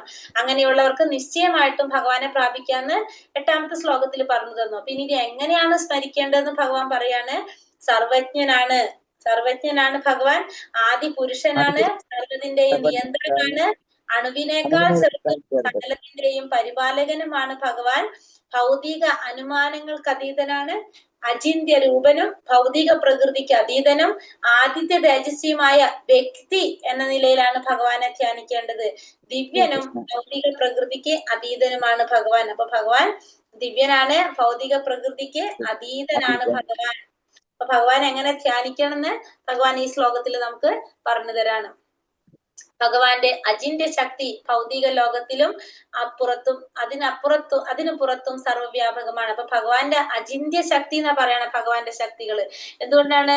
നമ്മുടെ ചിന്തകൾക്ക് അപ്പുറത്താണ് ഭഗവാന്റെ ശക്തികൾ. അതുകൊണ്ടാണ് ഭഗവാന്റെ ശക്തി അചിന്ത്യം എന്ന് പറയാനായിട്ട് കാരണം. നമ്മൾ ചിന്തിക്കുന്നത് പോലെ എല്ലാവരുടെ ശക്തി ഭഗവാന്റെ ശക്തി അതിനേക്കാളും അപ്പുറത്തുള്ളതാണ് ഭഗവാന്റെ ശക്തി. അതായത് നമ്മള് ഇതില് പറയുന്നതാണ്, ഈശോപനിഷത്തിൽ പറയുന്ന ഒരു ഉദാഹരണം പറയാം. അതായത് നമ്മളറിയാം സൂര്യൻ എവിടെയാണുള്ളത്? ഏത് ലോകത്താണ്? ഏത് ലോകത്താണ് സൂര്യൻ? ഭൗതിക ലോകത്താണോ ആത്മീയ ലോകത്താണോ സൂര്യൻ? ആത്മീയ ഭൗതിക ലോകത്ത്. ആത്മീയ ലോകത്താണ് ഭൗതിക ലോകത്ത് അല്ലെ? ഭൗതിക ലോകത്ത് സൂര്യന്റെ രശ്മി കൊണ്ട് സൂര്യരശ്മി കൊണ്ട് നമുക്ക് എന്ത് സാധിക്കും? സൂര്യന്റെ പ്രത്യേകത എന്താണ്? സൂര്യന്റെ പ്രത്യേകത ശുദ്ധമാക്കാനായിട്ട്, എല്ലാം ശുദ്ധീകരിക്കാനായിട്ട് സൂര്യപ്രകാശം കൊണ്ട് സാധിക്കും ഇല്ലേ? പക്ഷെ സൂര്യന്റെ അല്ല അങ്ങനെയല്ല നമുക്കറിയില്ല. സൂര്യപ്രകാശം കൊണ്ട് സൂര്യരശ്മി കൊണ്ട് നമുക്ക് എല്ലാം ശുദ്ധീകരിക്കാനായിട്ട് സാധിക്കും. ഈ ഭൗതിക ലോകത്തുള്ള ഈ സൂര്യന് അത് സാധിക്കുന്നെങ്കിൽ ആത്മീയ ലോകത്ത് സൂര്യൻ എന്ന് വെച്ചിട്ടുണ്ടെങ്കിൽ ഭൗതിക ലോകത്തുള്ളതാണ് നമുക്കറിയാം. ഈ ഭൗതിക ലോകത്തിലിരിക്കുന്ന സൂര്യന് അത് സാധിക്കുന്നെങ്കിൽ അപ്പൊ ആത്മീയ ലോകത്തില് നമ്മൾ എല്ലാത്തിന്റെയും നാഥൻ, സൂര്യന്റെ ഒക്കെ നാഥനാണ് ആര്? അധിപനാണ് ഭഗവാൻ. ആ ഭഗവാനെ കൊണ്ട് ഭഗവാൻ എന്താ ചെയ്യാൻ സാധിക്കാത്തത്? അത്രയും അചിന്ത്യമാണ് ഭഗവാന്റെ ശക്തികള്.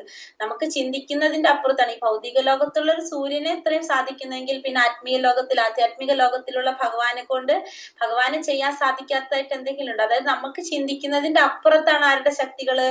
ഭഗവാന്റെ ശക്തികള്. ഭഗവാൻ സർവ്വവ്യാപകനാണെന്ന് മാത്രല്ല നമ്മള് ചിന്തിക്കുന്നതിന്റെ അപ്പുറം. കാരണം ഭൗതിക ലോകത്തിലുള്ള ഇപ്പൊ ജീവാത്മാക്കള്, ഇപ്പൊ ബ്രഹ്മദേവനുണ്ട്, സൂര്യദേവനുണ്ട്, കുറെ ദേവന്മാരുണ്ട് അല്ലെ? അവർക്കൊക്കെ ഇത്രയും ശക്തികൾ അവർക്ക് ചെയ്യാൻ സാധിക്കുന്നെങ്കിൽ ആധ്യാത്മിക ലോകത്തിലുള്ള ഭഗവാന്റെ ശക്തി എപ്രകാരമായിരിക്കും? നമ്മൾ ചിന്തിക്കുന്നതിന്റെ അപ്പുറത്താണത് ഭഗവാന്റെ ശക്തി. ഇതാണ് പറയാ. അപ്പൊ ഭഗവാന്റെ അചിന്ത്യ ശക്തിയാണത്. നമ്മൾ ചിന്തിക്കുന്നതിന്റെ അപ്പുറത്താണ് ഭഗവാന്റെ ശക്തി എന്ന് പറയുന്നത്. പ്രയാണകാലേ മനസാചലേന ഭക്ത്യായുക്തോ യോഗബലേന ചൈവ ധ്രുവോർമധ്യേ പ്രാണമാവേശ്യ സമ്യക് സതം പരം പുരുഷമുപൈതി ദിവ്യം. മരണസമയത്ത് യോഗനിഷ്ഠ പൂണ്ട് സ്ഥിരമനസ്കനായി പരിപൂർണ ഭക്തിയോടെ ഭൂമധ്യത്തിൽ പ്രാണവായുവിനെ ഉറപ്പിച്ചുകൊണ്ട് ഭഗവത് സ്മരണ ചെയ്യുന്നവൻ തീർച്ചയായും പരമപുരുഷനെ പ്രാപിക്കും. ഇപ്പൊ ഇവിടെ മരണസമയത്ത് മനസ്സില് ഭക്തിപൂർവ്വം ഭഗവാനിൽ എങ്ങനെ ഉറപ്പിക്കേണ്ടതാണെന്ന് ഭഗവാനിൽ ഉറപ്പിക്കണം നമുക്ക് പറയണത്. മരണസമയത്ത് യോഗാനിഷ്ഠ പൂണ്ട് സ്ഥിരമനസ്കനായിട്ട് പരിപൂർണ ഭക്തിയോടെ ഭൂമധ്യത്തിൽ പ്രാണവായുവിനെ ഉറപ്പിച്ചുകൊണ്ട് ഭഗവത് സ്മരണ ചെയ്യുന്നവൻ എന്ത് സാധിക്കും?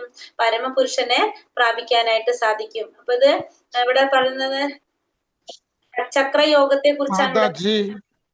ഈ ഭ്രൂമധ്യ ആയിരിക്കും അല്ലെ? പുരികത്തിന്റെ നടുക്കായിട്ട് അങ്ങനെ ഭ്രൂമധ്യം എന്നായിരിക്കും അല്ലെ വാക്ക്? സത്യം, അത് തന്നെ. ഭ്രൂവാണത്.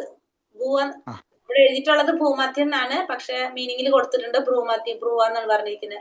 അതായത് നമ്മള് 2 പുരികങ്ങളുടെ സെന്ററിലുള്ളത്. അപ്പൊ ഭ്രൂമധ്യത്തില് പ്രാണവായുവിനെ ഉറപ്പിച്ചുകൊണ്ട് നമ്മൾ എന്ത് ചെയ്യാണ്? ഭഗവാന്റെ സ്മരണ ചെയ്തുകൊണ്ട് നമ്മള് പ്രാണം വിടാണ് ചെയ്യുന്നത് അല്ലെ? അങ്ങനെ പ്രാണവായുവിനെ ഉറപ്പിച്ചുകൊണ്ട് ഭഗവത് സ്മരണ ചെയ്തു കഴിഞ്ഞാൽ സ്വാഭാവികമായിട്ടും അവർക്ക് എന്ത് സാധിക്കും? പരമപുരുഷനെ പ്രാപിക്കാനായിട്ട് സാധിക്കും. അതായത് യോഗ കൊണ്ട് ചെയ്യുന്നതാണ്, യോഗ പരിശീലനത്തിലൂടെ ചെയ്യുന്നതാണ്. അത് പറയുന്നുണ്ട്, ഏതാണെന്ന് പറയുന്നുണ്ട്. ഷഡ്ദ്വാരങ്ങളിൽ ധ്യാനം നടത്തിയിരിക്കുന്ന ഷഡ്ചക്ര യോഗത്തെയാണ് ഇവിടെ പറയുന്നത്. ഷഡ്ചക്ര യോഗം അതാണ് ഇവിടെ പറയുന്നത്. യോഗ അപ്പൊ അതായത് നമ്മൾ എന്ത് ചെയ്യണത്? യോഗാനിഷ്ഠയിലൂടെ ഭഗവാനെ പ്രാപിക്കുന്നത് എങ്ങനെയാണെന്ന്, ഭൂമധ്യത്തില് പ്രാണവായുവിനെ ഉറപ്പിച്ച് നിർത്തിക്കൊണ്ട് ഭഗവാന്റെ സ്മരണ ചെയ്തുകൊണ്ട് ശരീരം വെടിയാണെങ്കിൽ നമുക്ക് ഭഗവാനെ പ്രാപിക്കാനായിട്ട് സാധിക്കും. ഹരേ കൃഷ്ണ. മരണവേളയിൽ ഭഗവത് സ്മരണ സാധ്യമാകാൻ ജീവിത ദശയിൽ തന്നെ ഭക്തിയോഗം ഒരാൾ പരിശീലിച്ചിരിക്കണം. അപ്പൊ മരണവേളയിൽ നമുക്ക് ഭഗവാന്റെ സ്മരണ ഉണ്ടാകണമെങ്കിൽ നമ്മൾ എന്ത് ചെയ്യണം? ജീവിത ദശയിൽ തന്നെ ഭക്തിയോഗം ഒരാൾ പരിശീലിച്ചിരിക്കണം. അപ്പൊ മരണിക്കുന്ന സമയത്ത് ഭഗവാന്റെ സ്മരണ ഉണ്ടാവണമെങ്കിൽ നമ്മൾ എന്ത് ചെയ്തിരിക്കണം? ജീവിത ദശയിൽ തന്നെ ഭക്തിയോഗം നമ്മൾ പരിശീലിച്ചിരിക്കണം. യദക്ഷരം വേദവിദോ വദന്തി വിശന്തി യദയോ വീതരാഗഃ യദിച്ഛന്തോ ബ്രഹ്മചര്യം ചരന്തി തത്തേ പദം സംഗ്രഹേണ പ്രവക്ഷ്യേ. വേദപഠനം ചെയ്തവരും ഓങ്കാരം ഉൾവിടുന്നവരും സന്യാസി വര്യന്മാരും ഏത് ബ്രഹ്മപദം പോകുന്നുവോ, ഏത് പരിപൂർണതയെ ആഗ്രഹിച്ച് ബ്രഹ്മചര്യം സ്വീകരിക്കുന്നുവോ, മോക്ഷപ്രാപ്തിക്ക് കാരണമായ ഈ പ്രക്രിയയെ ഇനി ഞാൻ വിവരിച്ചു തരാം. ഇനി അർജുനനോട് പറയാണ്, വേദപഠനം ചെയ്യുന്നവര്, ഓങ്കാരം ഉരുവിടുന്നവര്, സന്യാസി വര്യന്മാര് ഏത് ബ്രഹ്മപദം പോകാനാണ് ആഗ്രഹിക്കുന്നത്, ഏത് പരിപൂർണതയെ ആഗ്രഹിച്ചാണ് അവർ ബ്രഹ്മചര്യം നേടുന്നത്, സ്വീകരിക്കുന്നത്, ആ മോക്ഷപ്രാപ്തിക്ക് കാരണമായിട്ടുള്ള പ്രക്രിയ അതെന്താണെന്ന് ഞാൻ നിനക്കിനി പറഞ്ഞു തരാം എന്നിവിടെ അർജുനനോട് ഭഗവാൻ പറയാണ്. കലിയുഗത്തിൽ ഭഗവത് സാക്ഷാത്കാരത്തിന് ഏറ്റവും എളുപ്പവും ഫലപ്രദവുമായിട്ടുള്ള മാർഗം എന്താണ്? ഹരിനാമ സങ്കീർത്തനം അല്ലെ. അത് ഈ കലിയുഗത്തിലെ ആധ്യാത്മിക സിദ്ധാന്ത പ്രകാരം ഹരേ കൃഷ്ണ മഹാമന്ത്രം, ഹരേ കൃഷ്ണ കൃഷ്ണ കൃഷ്ണ ഹരേ ഹരേ ഹരേ രാമ രാമ ഹരേ ഹരേ എന്ന നാമോച്ചരണമല്ലാതെ ഭഗവത് സാക്ഷാത്കാരത്തിന് വേറൊരു വഴിയില്ല. ഏറ്റവും എളുപ്പമായിട്ടുള്ളതും ഏറ്റവും ഫലപ്രദമായിട്ടുള്ള മാർഗം എന്താണ് കലിയുഗത്തിൽ പറഞ്ഞിരിക്കുന്നത്? നമുക്ക് ഹരിനാമ സങ്കീർത്തനം, ഭഗവാന്റെ നാമം ജപിക്കുക എന്നുള്ളതാണ്. സർവദ്വാരാണി സംയമ്യ മനോവൃത്തി നിരുദ്ധ്യ മൂർധന്യാന്നല്ലോ അവിടെ. അതെ, യോഗധാരണം. ഇവിടെ പറഞ്ഞ പ്രകാരം യോഗം പരിശീലിക്കണമെങ്കിൽ ആദ്യമായി വേണ്ടത് ഇന്ദ്രിയങ്ങളുടെ കടകടയ്ക്കാണ്. അപ്പൊ ആദ്യം നമുക്ക് എന്ത് വേണം? ഇന്ദ്രിയങ്ങളുടെ കഥ കടയ്ക്കണം. യോഗം പരിശീലിക്കണമെങ്കിൽ ആദ്യം ഇന്ദ്രിയങ്ങളുടെ കഥ കടക്കുകയാണ് വേണ്ടത്. ഇപ്രകാരം ഇന്ദ്രിയങ്ങളെ സംയമിച്ച് മനസ്സിനെ ഹൃദയത്തിൽ ഏകാഗ്രമാക്കുകയും പ്രാണവായുവിനെ മൂർധാവിൽ സ്ഥിരീകരിക്കുകയും ചെയ്താൽ യോഗസ്ഥനാകും. അപ്പൊ ആദ്യം നമ്മൾ എന്ത് ചെയ്യണം? ആദ്യം തന്നെ നമ്മുടെ ഇന്ദ്രിയങ്ങളുടെ കട കടച്ചു വെക്കുക. നമ്മൾ ആദ്യം തന്നെ യോഗം പരിശീലിക്കണമെങ്കിൽ ആദ്യമായിട്ട് ചെയ്യേണ്ടത് ഇന്ദ്രിയങ്ങളുടെ കഥ കടയ്ക്കുക. അങ്ങനെ ഇന്ദ്രിയങ്ങളെ നിയന്ത്രിച്ച് മനസ്സിനെ ഏകാഗ്രമാക്കിയിട്ട് പ്രാണവായുവിനെ മൂർധാവിൽ സ്ഥിരീകരിക്കുകയും ചെയ്താൽ യോഗസ്ഥനാകാനായിട്ട് സാധിക്കും. അപ്പൊ എന്തൊക്കെ ചെയ്യണം? ഇന്ദ്രിയങ്ങളെ നിയന്ത്രിക്കണം. ഇന്ദ്രിയങ്ങളെ നിയന്ത്രിച്ച് മനസ്സിനെ ഏകാഗ്രമാക്കി പ്രാണവായുവിനെ മൂർധാവിൽ സ്ഥിരീകരിച്ചു കഴിഞ്ഞാൽ നമുക്ക് എന്ത് ചെയ്യാൻ സാധിക്കും? യോഗസ്ഥനാകാനായിട്ട് സാധിക്കും. കൃഷ്ണാവബോധത്തിലൂടെ മനസ്സിനെ ഭഗവാനിൽ ഉറപ്പിക്കുക വഴി അതീന്ദ്രിയ സമാധി അനായാസന ലഭ്യമാകും. അപ്പൊ ഇതൊക്കെ നമുക്ക് എളുപ്പത്തിൽ എങ്ങനെ ചെയ്യാൻ സാധിക്കും? കൃഷ്ണാവബോധത്തിലൂടെ നമുക്ക് ചെയ്യാനായിട്ട് സാധിക്കും. കൃഷ്ണാവബോധം പരിശീലിക്കുന്നതിലൂടെ ഇന്ദ്രിയങ്ങളെ നിയന്ത്രിക്കാനും മനസ്സിനെ നിയന്ത്രിക്കാനും ഇപ്പൊ നമുക്ക് ഈ പറഞ്ഞ രീതിയിൽ എന്ത് ചെയ്യാൻ സാധിക്കും? യോഗസ്ഥനാകാനായിട്ട് സാധിക്കും. ഓമിത്യേകാക്ഷരം ബ്രഹ്മ വ്യാഹരൻ മാമനുസ്മരൻ യാപ്രയാദിത്യജന്തേഹം സായാതി പരമാം ഗതി. ഇങ്ങനെ യോഗസ്ഥനായി ഓം എന്ന ഉത്തമമായ വിശുദ്ധാക്ഷര സംയോഗം ഉച്ചരിച്ചുകൊണ്ടും പരമദിവ്യോത്തമ പുരുഷനെ സ്മരിച്ചുകൊണ്ടും ശരീരം ത്യജിക്കുന്നവൻ ആധ്യാത്മിക ലോകങ്ങളിലെത്തും, സംശയമില്ല. ഇങ്ങനെ യോഗസ്ഥനായിക്കൊണ്ട് ഓം എന്ന ഉത്തമമായ വിശുദ്ധാക്ഷരം സംയോഗം ഉച്ചരിച്ചുകൊണ്ടും, ഇവിടെ ഓം എന്ന ആ വിശുദ്ധാക്ഷരം അത് ഉച്ചരിച്ചുകൊണ്ടും പരമദിവ്യോത്തമ പുരുഷനെ സ്മരിച്ചുകൊണ്ടും ശരീരം ത്യജിക്കുന്നവന് ആധ്യാത്മിക ലോകങ്ങളിലെത്തും എന്നുള്ളതിന് യാതൊരു സംശയവുമില്ല. അപ്പൊ ഇവിടെ നമുക്ക് എന്താ പറഞ്ഞ? ഓം എന്ന ശബ്ദം അത് ആരെ സൂചിപ്പിക്കുന്നതാണ്? ഓംകാരവും ബ്രഹ്മവും ഭഗവാൻ കൃഷ്ണനും തമ്മില് വിഭിന്നമല്ല എന്ന് പറഞ്ഞില്ല. അപ്പൊ അത് ഭഗവാനെ സൂചിപ്പിക്കുന്നതാണത്. അപ്പൊ അത് എന്താ പറയുന്നത്, ഓം എന്ന ഉത്തമമായ വിശുദ്ധ അക്ഷരം സംയോഗം ഉച്ചരിച്ചുകൊണ്ടും ഭഗവാനെ സ്മരിച്ചുകൊണ്ടും ശരീരം ത്യജിക്കുന്നവർ ആധ്യാത്മിക ലോകങ്ങളിൽ എത്തും എന്നുള്ളതിന് യാതൊരു സംശയവുമില്ല. ഹരേ കൃഷ്ണ മഹാമന്ത്രം ഉരുവിട്ടുകൊണ്ട് മരിക്കുന്നയാൾ തീർച്ചയായും ആധ്യാത്മിക ലോകങ്ങളിൽ ഒന്നിൽ എത്തിച്ചേരും. അപ്പൊ ഹരേ കൃഷ്ണ മഹാമന്ത്രത്തിൽ ഹരേകൃഷ്ണ മഹാമന്ത്രത്തിന്റെ പ്രത്യേകത എന്താണെന്ന് വെച്ചാൽ അതിൽ എന്ത് അന്തർലീനമാണ്? ഓംകാരം അതിൽ അന്തർലീനമാണ്. കാരണം ഓംകാരം എന്ന് പറഞ്ഞാല് ഭഗവാനിൽ നിന്ന് വ്യത്യസ്തമല്ല എന്നാ പറയുന്നത്. ഓംകാരം ഭഗവാനും ഒന്ന് തന്നെയാണ്. അപ്പൊ ഭഗവാന്റെ അവ്യക്തിഗത ശബ്ദമാണ് എന്ത്? ഓംകാരം എന്ന് പറയുന്നത് ഭഗവാന്റെ അവ്യക്തിഗത ശബ്ദമാണ്. ഹരേ കൃഷ്ണ മഹാമന്ത്രത്തില് ഈ ഓംകാരം അടങ്ങിയിട്ടുണ്ട്, അന്തർലീനമാണ്.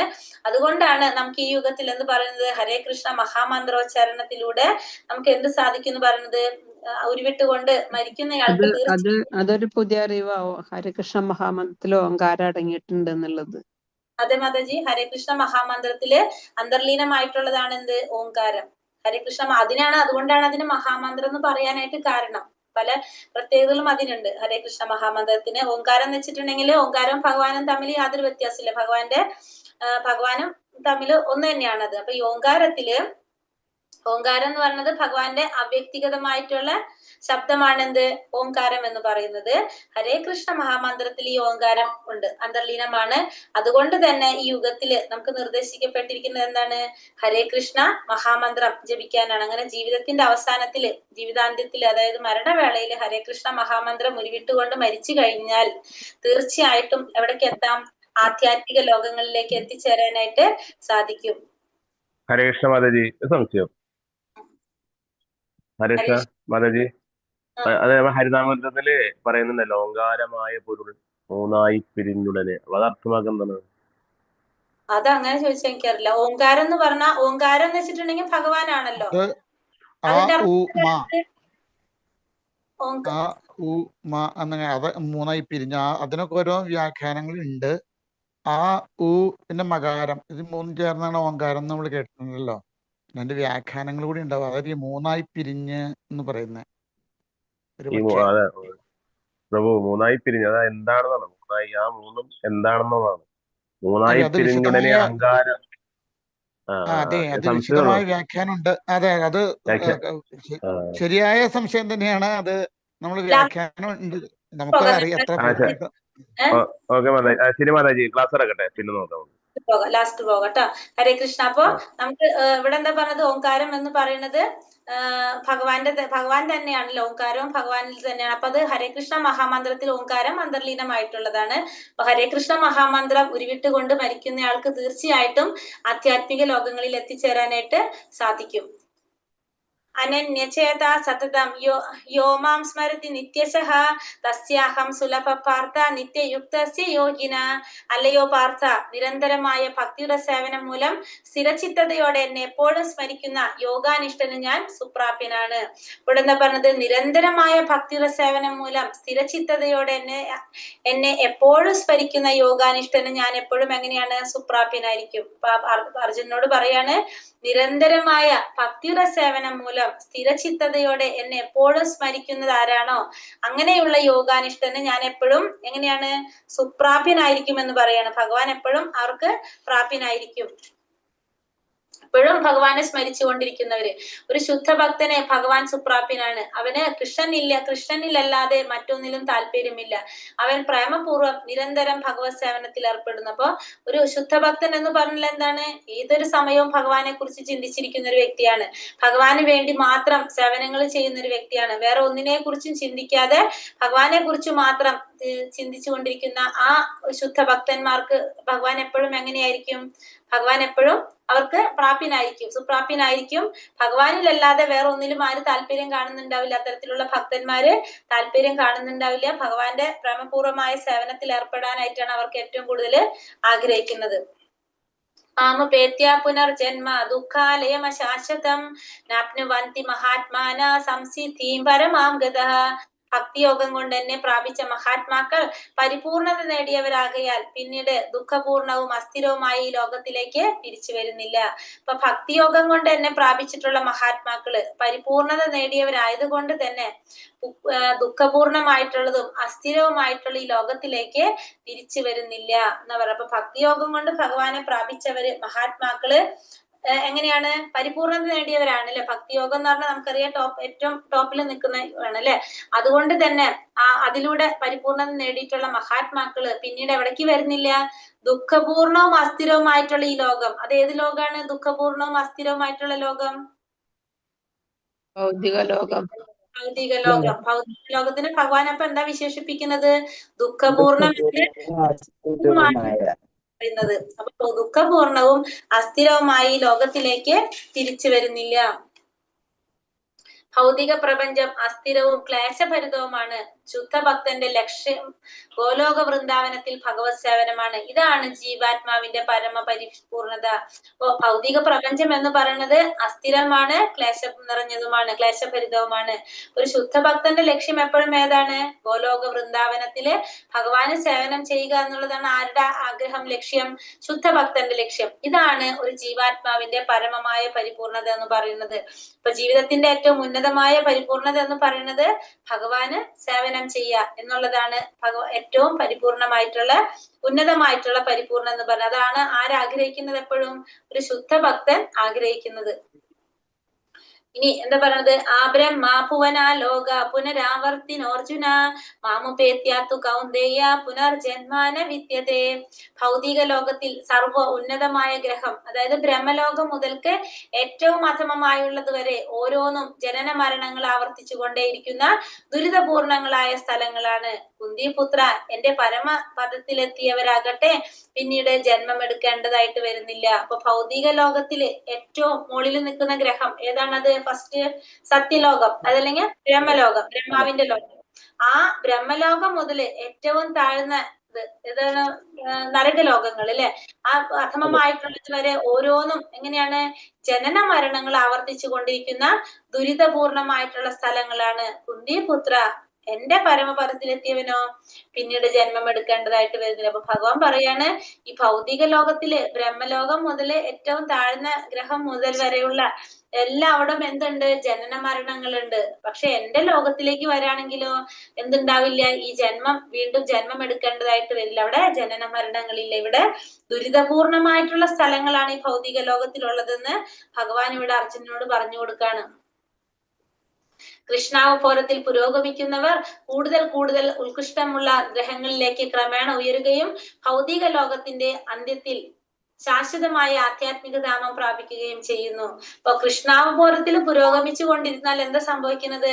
കൂടുതൽ കൂടുതൽ ഉത്കൃഷ്ടമായിട്ടുള്ള ഗ്രഹങ്ങളിലേക്ക് ക്രമേണ ഉയർന്നു വന്ന് ഭൗതിക ലോകത്തിന്റെ അന്ത്യത്തില് എന്താ സംഭവിക്കുന്നത്? മഹാപ്രളയകാലത്ത് ശാശ്വതമായ ആധ്യാത്മിക ധാമം പ്രാപിക്കാനായിട്ട് സാധിക്കും. അപ്പോ നമുക്ക് പ്രളയം വരുന്നുണ്ട് അല്ലെ, മഹാപ്രളയം വരും. നമ്മളെല്ലാവരും എന്ത് സംഭവിക്കും? ഈ ഭൗതിക ലോകം തന്നെ ഇല്ലാതാകും. നമ്മൾ അറിയാം, ഭഗവാന്റെ ഒരു ശ്വാസം എടുക്കുമ്പോ എന്ത് സംഭവിക്കുന്നത്? ഈ ഭൂലോകം മുഴുവനും പ്രപഞ്ചം മുഴുവനും ഭഗവാന്റെ വായ്ക്കുള്ളിലേക്ക് പോകും. പിന്നെ ശ്വാസം വിടുമ്പോ വീണ്ടും അത് വരാണ് ചെയ്യുന്നത്. ആ മഹാപ്രളയം വരുന്ന സമയമുണ്ട്. ആ സമയത്ത് ഭഗവാന്റെ ഭക്തന്മാർക്ക്, കൃഷ്ണാവബോധത്തിൽ പുരോഗമിച്ച ഭഗവാന്റെ ഭക്തന്മാർക്ക് ആധ്യാത്മികമായിട്ടുള്ള ധാമം പ്രാപിക്കാനായിട്ട് അവർക്ക് സാധിക്കും. അവർക്ക് വീണ്ടും എന്ത് വേണ്ടി വരില്ല? പിന്നെ വീണ്ടും ജന്മം എടുക്കേണ്ടതായിട്ടൊന്നും വരുന്നില്ല. ഇനി എന്താ പറയുന്നത്? സഹസ്രയുഗ പര്യന്തം അഹര്യാബ്രഹ്മണോ വിദുഹു രാത്രിയും യുഗസഹസ്രാന്താം ദേഹോ രാത്രാവിദോ ജനഃ. മനുഷ്യഗണിത പ്രകാരം 1000 യുഗങ്ങൾ വേണം ബ്രഹ്മാവിന്റെ ഒരു ദിവസത്തിന്. രാത്രിക്കും അത്ര തന്നെ. അപ്പൊ മനുഷ്യഗണിത പ്രകാരം ബ്രഹ്മാവിന്റെ ആയുസ് ദിവസങ്ങൾ ഇതൊക്കെ പറയാണ്. ഇവിടെ ഒരു 1000 യുഗങ്ങളാണ് എന്ത് പറയണത്? ബ്രഹ്മാവിന്റെ ഒരു ദിവസം എന്ന് പറയുന്നത്. മനുഷ്യഗണിത പ്രകാരം 1000 യുഗങ്ങൾ വേണം ബ്രഹ്മാവിന്റെ ഒരു ദിവസത്തിന്. ബ്രഹ്മാവിന്റെ ഒരു ദിവസത്തിന് 1000 യുഗങ്ങൾ വേണം. രാത്രിക്കും അത്ര തന്നെ. അപ്പൊ അത്രയും തന്നെ രാത്രിക്കും എന്ത് വേണം? യുഗങ്ങൾ വേണം. അപ്പൊ 2000 യുഗങ്ങളാണ് എന്ത്? ബ്രഹ്മാവിന്റെ ഒരു ദിവസം എന്ന് പറയുന്നത്. ബ്രഹ്മാവിന്റെ ആയുഷ്കാലം അതിരറ്റവും അസാധാരണവും എന്ന് തോന്നാമെങ്കിലും നിത്യതയുടെ കാഴ്ചപ്പാടിൽ അത് ഒരു ഇടിമിന്നൽ പോലെ ക്ഷണികമാണ്. അപ്പൊ നമുക്കിത് കേൾക്കുമ്പോൾ നമുക്ക് എന്ത് തോന്നും? ബ്രഹ്മാവിന്റെ ഒരു ആയുഷ്കാലം എന്ന് പറയുന്നത് അതിരറ്റം അസാധാരണമാണെന്ന് നമുക്ക് തോന്നുമെങ്കിലും അതെങ്ങനെയാണ്? ഒരു ഇടിമിന്നൽ പോലെ ക്ഷണികമായിട്ടുള്ളതാണെന്ന് പറയാണ്. ഇപ്പോ നമുക്ക് ഈയാമ്പാറ്റ ഉണ്ടല്ലോ, ഈയാമ്പാറ്റയുടെ ആയുസ് എത്രയാണെന്നറിയോ? ഒരു സെക്കൻഡ് അതിനുള്ള ജീവിതമേ ഉള്ളൂ. 3 വെളിച്ചം മണിക്കൂർ. കാണുമ്പോ വന്ന് ആ തീനെ വന്ന് അര പിടിക്കും. നിമിഷം 3 മണിക്കൂർ. 3 മണിക്കൂറാണ് ഈയാമ്പാറ്റയുടെ ആയുസ് പറയണത്. ആ ഈയാമ്പാറ്റയെ സംബന്ധിച്ച് നമ്മളെ മനുഷ്യരുടെ ആയുസ് പറയുമ്പോ ഈയാമ്പാറ്റയെ സംബന്ധിച്ച് എന്താണ്? വളരെ കൂടുതലാണ് അല്ലെ? ഈയാമ്പാറ്റയ്ക്ക് 3 മണിക്കൂറാണ് ജീവിതകാലം. ആ 3 മണിക്കൂറിനുള്ളിൽ അത് ജനിച്ച് വലുതായി കല്യാണം കഴിച്ച് കുട്ടികൾ ഉണ്ടായി കുടുംബമായി അത് കഴിഞ്ഞ് വയസ്സായിട്ട് അത് ചത്തുപോകും ഈ 3 മണിക്കൂറിനുള്ളില്. അപ്പൊ ആ ഈയാമ്പാറ്റയെ സംബന്ധിച്ച് മനുഷ്യരുടെ ജീവിത കാലയളവ് പറയുമ്പോ ഇപ്പൊ 100 വർഷം അല്ലെങ്കിൽ 50 വർഷം എന്ന് പറഞ്ഞാൽ അത് വലിയൊരു പീരീഡ് ആണ് അല്ലെ? അതേപോലെ തന്നെയാണ് ബ്രഹ്മാവിന്റെ ആയുസിനെ കുറിച്ചിട്ട് പറയുമ്പോൾ നമ്മളെ സംബന്ധിച്ച് ബ്രഹ്മാവിന്റെ വലിയൊരു സംഖ്യയാണ്, വലിയൊരു പീരീഡ് ആണ് അല്ലെ? ബ്രഹ്മാവിന്റെ ആയുസ് പറയുന്നത് ഇതൊരു നാളെ നോക്കാം, നാളെ നമുക്കിത് പറയാട്ടോ. ഇത് ഫുള്ള് കുറച്ച് പറയാനുണ്ട്, ഇതിന്റെ ഇത് മാത്രമായിട്ട് പറഞ്ഞുതരാം. ബ്രഹ്മാവിന്റെ ആയുസും കൽപ്പവും പിന്നെ അതുമായിട്ട് ബന്ധപ്പെട്ടിട്ടുള്ള കാര്യങ്ങളെല്ലാം കൂടിയിട്ട് പറയാം നമുക്ക്. അപ്പൊ ബ്രഹ്മാവിന്റെ ജീവിതകാലം എന്ന് പറയുന്നത് 100 സംവത്സരാണ് പറയുന്നത്. ചതുർയുഗങ്ങളുണ്ട്, 4 ചതുർയുഗങ്ങള്. ഒരു പകല് എന്ന് പറയുന്നത് 1000 തവണ ആവർത്തിക്കുന്ന ചതുർയുഗങ്ങളാണ് ബ്രഹ്മാവിന്റെ ഒരു പകല്. ചതുർയുഗം എന്ന് പറഞ്ഞാൽ എന്താണ്? 4 യുഗങ്ങൾ വരുന്നത് അല്ലെ? ഏതൊക്കെയാണ്? കലിയുഗം, ത്രേതായുഗം, ദ്വാപരയുഗം, സത്യയുഗം. ഈ 4 യുഗങ്ങളാണ്. ഈ 4 യുഗത്തിനെ കൂട്ടിയിട്ട് ചതുർയുഗം എന്ന് പറയും. അങ്ങനത്തെ 1000 ചതുർയുഗമാണ് ബ്രഹ്മാവിന്റെ ഒരു പകല്. അങ്ങനത്തെ 1000 ചതുർയുഗങ്ങളാണ് ബ്രഹ്മാവിന്റെ ഒരു പകല്. അത്രയും തന്നെ എന്തും വരുന്നുണ്ട്? രാത്രിയും വരുന്നുണ്ട് ഇല്ലേ? അങ്ങനെയുള്ള 100 വർഷമാണ് ബ്രഹ്മാവിന്റെ ഒരു കാലം എന്ന് പറയുന്നത്, ബ്രഹ്മാവിന്റെ ജീവിതകാലം എന്ന് പറയുന്നത്. അത്രയും വലിയൊരു സംഖ്യയാണ് ബ്രഹ്മാവിന്റെ ആയുസ്സായിട്ട് നമുക്ക് കിട്ടുന്നത്. അപ്പൊ അത് നമുക്കത് തോന്നുന്ന എന്താണ്? വലിയൊരു സംഖ്യയാണെന്ന് തോന്നും. പക്ഷെ എന്താണ്? ഒരു ഇടിമിന്നൽ പോലെ ക്ഷണികമാണെന്നാണ് അത് പറയുന്നത്. ഇപ്പൊ നമ്മൾ ഈയാമ്പാറ്റനെ വെച്ച് പറഞ്ഞ പോലെ തന്നെ ഇത് നമുക്ക് പറയാട്ടെ. വേറെ പറയാം. അവ്യക്താവ്യക്തയാ സർവ പ്രഭവന്ത്യാഹരാഗമേ രാത്രിയാഗമേ പ്രലീയന്തേ തത്രൈവാവ്യക്ത സംചകേ. ബ്രഹ്മദിനാരംഭത്തിൽ സർവഭൂതങ്ങളും അവ്യക്തതയിൽ നിന്ന് പ്രത്യക്ഷീഭവിക്കുന്നു. പിന്നീട് രാത്രിയാകുമ്പോൾ അവ അവ്യക്തതയിൽ തന്നെ വീണ്ടും ലയിക്കുകയും ചെയ്യുന്നു. ഇതൊന്നും എടുക്കാൻ പറ്റുമോ? 28 ശ്ലോകം. വേണ്ട മാതാജി, ഇന്ന് ഹരേ ഇത്ര കൃഷ്ണ. മതി. നിർത്തട്ടെ. നാളേക്ക് നാളെ മതി. എനിക്ക് മനസ്സിലാവില്ല. വെച്ച് നിർത്തട്ടെ. ഞാനത് ശ്രദ്ധിച്ചില്ല, ഇപ്പോഴാണ് ഞാൻ ആലോചിച്ചത്. ഇത് വെച്ച് നിർത്തട്ടെ. 19 നാളെ 18 വരെ എടുക്കുക. ഇത് എന്നിട്ട് നാളെ എടുത്താൽ മതിയില്ല എന്നാ? മതി മാതാജി, മതി. ഹരേ കൃഷ്ണ. ഞാൻ വിട്ടുപോയി, ഇപ്പോഴാണ് ഞാൻ ആലോചിച്ചത്. പറയല്ലോ. ഹരേ കൃഷ്ണ. അപ്പൊ 18 വരെ നമ്മളൊന്ന് എടുത്തിട്ട് 18 ഇല്ല 17 വരെ അല്ലേ? യൂട്യൂബ് നിർത്തിയോ മാതാജി? 17 വരെ അല്ലേ എടുത്തിട്ടുള്ളൂ? പക്ഷെ എന്നാലും അതിനകത്ത് വിശദീകരിക്കാനുണ്ട് മാതാജി. ഗണിതം 17 വരെ എടുത്തു. 17 വരെ എടുത്തു, കുറച്ച് പറഞ്ഞു. അപ്പൊ നാളെ വിശദീകരിക്കാനുണ്ടെന്ന് പറഞ്ഞായിരുന്നല്ലോ മാതാജി. യൂട്യൂബ് നിർത്തിയായിരുന്നോ? യൂട്യൂബ് നിർത്തിയോ? ഇല്ല, ക്വസ്റ്റ്യൻ ആൻസർ ആയിട്ടില്ലല്ലോ. എന്താണ് പറയാ? വേറെ ഒരു കാര്യം പറയാനുണ്ടെന്ന് പറഞ്ഞില്ലേ? ഏതാണ്? എന്തായിരുന്നു? എന്തോ ഒരു കാര്യം പറഞ്ഞു. 3 കാര്യങ്ങൾ പറയാനുണ്ട്. അത് ഇത് 3 കാര്യങ്ങൾ ഞാൻ പറയാം. മാതാജി അനിത മാതാജി നോട്ട് ചെയ്തിട്ടുണ്ടോ? ഭഗവാന്റെ ഗുണാവതാരങ്ങളെ കുറിച്ചിട്ട് ആരൊക്കെയാണ് ആ ഗുണാവതാരങ്ങൾ? ത്രിവിധ ക്ലേശങ്ങൾ ഇല്ലല്ലോ, ഇവിടെ പറഞ്ഞു തന്നിട്ടില്ല. ഓക്കെ. പിന്നെ പഞ്ചമഹായജ്ഞങ്ങൾ, പിന്നെ അവതാരങ്ങളുടെ ഉദാഹരണങ്ങൾ, പുരുഷാവതാരം, ഗുണാവതാരം. മനസ്സിലായി. പിന്നെ ഒരെണ്ണം പഞ്ചമഹായജ്ഞങ്ങളായി. പിന്നെ വേറെ ഏതാണ്? ത്രിവിധ ക്ലേശങ്ങൾ. അതും പറഞ്ഞു തന്നിട്ടില്ല അല്ലെ ഇവിടെ? ഇല്ല. അപ്പൊ നമുക്ക് ക്വസ്റ്റ്യൻ ആൻസർ കഴിഞ്ഞിട്ട് പറയാട്ടോ. ഓക്കെ മാതാജി. അപ്പൊ അർജുനൻ ചോദിച്ച ചോദ്യങ്ങൾ എന്തൊക്കെയായിരുന്നു? എന്താണ് ബ്രഹ്മം? എന്താണ് ബ്രഹ്മം? ആത്മാവെൽ എന്താണ് എന്നാൽ എന്ത്? പരമാത്മാവ്? എന്താണ് ബ്രഹ്മം? ആത്മാവെന്നാൽ എന്ത്? ബലോദിഷ്ട കർമ്മം, ഭൗതിക പ്രപഞ്ചം, ദേവന്മാരാര്? ഇതെല്ലാം അർജുനൻ ചോദിച്ചത്. ഇതൊക്കെയാണ് അർജുനൻ ചോദിക്കുന്നത്. അതിന് ഭഗവാൻ നൽകുന്ന ഉത്തരം ബ്രഹ്മം എന്നാൽ എന്താണ്? ആത്മാവ്. അവിനാശിയും അതീന്ദ്രിയനുമായ ആത്മാവാണ് ബ്രഹ്മം. ആത്മാവ് ബ്രഹ്മം. ബ്രഹ്മത്തിന്റെ ശാശ്വത എന്ത് പ്രകൃതി ശാശ്വത ബ്രഹ്മത്തിന്റെ ശാശ്വത പ്രകൃതി പരമാത്മാവ്. അധ്യാത്മം. ആധ്യാത്മകം പറയുന്നു.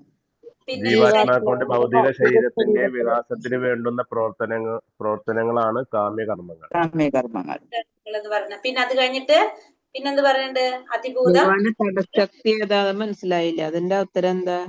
ഏത്? ഭഗവാന്റെ നാലാമത്തെ ചോദ്യം, ഭഗവാന്റെ തടശക്തി എന്നറിയപ്പെടുന്ന ആരാണ്? അവിടേക്കൊന്നും എത്തിയിട്ടില്ല മാതാജി. അത് കഴിഞ്ഞിട്ട് എന്താണ്? അതിഭൂതം, അതിദൈവം, അതിയജ്ഞം അല്ലെ? അതിഭൂതം എന്ന് വെച്ച് കഴിഞ്ഞാല് ഭൗതിക പ്രകൃതിയെ. ഭൗതിക പ്രകൃതിയെ. അതിഭൂതം, അതിയജ്ഞം, ഭഗവാൻ സകല ഹൃദയത്തിൽ വളരുന്ന ഭഗവാൻ കൃഷ്ണൻ. പിന്നെ ഒരെണ്ണം കൂടി ഉണ്ടല്ലോ, അതിദൈവം. അതിദൈവം എന്താണ്? സൂര്യനും ചന്ദ്രനും ദേവന്മാരും ഉൾക്കൊള്ളുന്ന ഭഗവാന്റെ വിശ്വരൂപം. രൂപം, വിശ്വരൂപത്തെയാണ് അതിദൈവം എന്ന് പറയുന്നത്. ബ്രഹ്മം എന്തിനെ സൂചിപ്പിക്കുന്നു? ആത്മാവല്ലേ? ആത്മാവിനെ സൂചിപ്പിക്കുന്നു. പരബ്രഹ്മം, പരബ്രഹ്മ പരമദിവ്യ പുരുഷൻ ഭഗവാനെ സൂചിപ്പിക്കുന്നു അല്ലെ? ഭഗവാന്റെ തടസ്സ ശക്തി എന്നറിയപ്പെടുന്നത് ആരാണ്? അത് മനസ്സിലായില്ല. ഭഗവാന്റെ തടസ്സ ശക്തി എന്നറിയപ്പെടുന്നത് ആരാണ്? ജീവാത്മാക്കളാണ്. ഭഗവാന്റെ തടസ്സ ശക്തി എന്നറിയപ്പെടുന്നത് ജീവാത്മാക്കളെ, ജീവഗണങ്ങളെയാണ് തടസ്സ ശക്തി എന്നറിയപ്പെടുന്നത്. ശരീരം കടന്നു പോകുന്ന 6 അവസ്ഥകള് ഏതൊക്കെയാണ്? ഇത് പറഞ്ഞില്ല. ശരീരം നമ്മുടെ കണ്ടു, വായിച്ചു.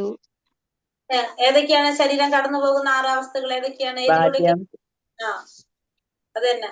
ഏതൊക്കെയാണ്? ബാല്യം, കൗമാരം, യൗവനം, വാർദ്ധക്യം. അത് പേജ് നമ്പർ എത്ര? പേജ് നമ്പർ ഞാൻ നോക്കട്ടെ. ഒന്നുകൂടെ പറയാ. ഒന്നുകൂടെ പറയാ. ബാല്യം, കൗമാരം, യൗവനം, വാർദ്ധക്യം. അപ്പൊ 4 ആവുള്ളൂ. അത് 6 കൊണ്ടുപോയോ? വാർദ്ധക്യം, പിന്നെ ബാല്യം, കൗമാരം, യൗവനം, ഗൃഹസ്ഥം, സന്യാസം. ശ്ലോകം ഏതാ മാതാജി? ശ്ലോകം ഞാൻ കണ്ടില്ല, നോക്കട്ടെ. മാതാജി പറഞ്ഞില്ലേ? അങ്ങനെ വരുന്നില്ല ശ്ലോകത്തില്. ശ്ലോകത്തിലുണ്ട്. ശ്ലോകത്തിലുണ്ട്. ഒരു ശ്ലോകത്തിൽ കണ്ടു. ശ്ലോകത്തിലുണ്ടാവും, ശ്ലോകത്തിലില്ലാതെ നമുക്കത് വരില്ലല്ലോ. അതെ, ശ്ലോകത്തിൽ ഞാൻ കണ്ടു. അത് ഞാനും കണ്ടായിരുന്നു. ഏതിലാന്നറിയില്ല ഇപ്പൊ. 6 ശരീരത്തിന്റെ 6 അവസ്ഥകൾ: ജനനം, വളർച്ച, സ്ഥിതി, ശ്ലോകം നമ്പർ 4. മാതാജി, ബാല്യം, കൗമാരം, യൗവനം, ഗൃഹസ്ഥം, വാനപ്രസ്ഥം, സന്യാസം. അതല്ലേ? പക്ഷേ ഇതില് ഭൗതിക ശരീരം 6 അവസ്ഥകൾ: ജനനം, വളർച്ച, സ്ഥിതി, ഉൽപാദനം, ക്ഷയം, നാശം. സ്ഥിതി, ഉൽപാദനം, ക്ഷയം, നാശം. 4ാമത്തെ ശ്ലോകത്തിൽ പറയുന്നുണ്ട്. ശ്ലോകം 4-ാമത്തേല് ജനനം, വളർച്ച, സ്ഥിതി, 334. ഉൽപാദനം, ക്ഷയം, നാശം. ജനനം, വളർച്ച, സ്ഥിതി, ഉൽപാദനം, ക്ഷയം, നാശം. ഒന്ന് പറയൂ. പറഞ്ഞേ. വളർച്ച, സ്ഥിതി, ഉൽപാദനം, ക്ഷയം, നാശം.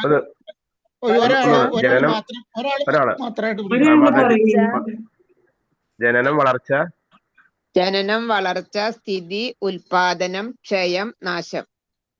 സ്ഥിതി, ഉൽപാദനം, ക്ഷയം, നാശം. പേജ് നമ്പർ 334, ശ്ലോകം 4. 436, പേജ് നമ്പർ 436. മാതാജിയുടെ പഴയ ബുക്ക് ആയതുകൊണ്ട് പേജ് വ്യത്യാസമുണ്ട്. അതായത് ജനനം, വളർച്ച, സ്ഥിതി, ഉൽപാദനം, ക്ഷയം. ഈ ക്ഷയം നാശം ഒരർത്ഥമാണോ? ക്ഷയിച്ചുകൊണ്ടിരിക്കുക നമ്മള്. അതായത് നമുക്ക് എന്താ പറയാ, പ്രായമാകുമ്പോ ഉണ്ടാവുന്ന ഒരു ക്ഷയം എന്ന് പറയില്ലേ, നമ്മള് ക്ഷയിച്ചുകൊണ്ടിരിക്കുന്നത്. അതാണ് ആ അർത്ഥമാണ് ഉദ്ദേശിക്കുന്നത്. ക്ഷയം, നാശം. സർവനാശം. അതായത് 4ാമത്തെ ശ്ലോകത്തിന്റെ ഭാവാർത്ഥത്തിൽ തുടക്കത്തിൽ തന്നെ കൊടുത്തിട്ടുണ്ട്. അത് ശരീരം 6 അവസ്ഥകളിലൂടെ കടന്നു പോകുന്നു: ജനനം, വളർച്ച, സ്ഥിതി, ഉൽപാദനം, ക്ഷയം, നാശം.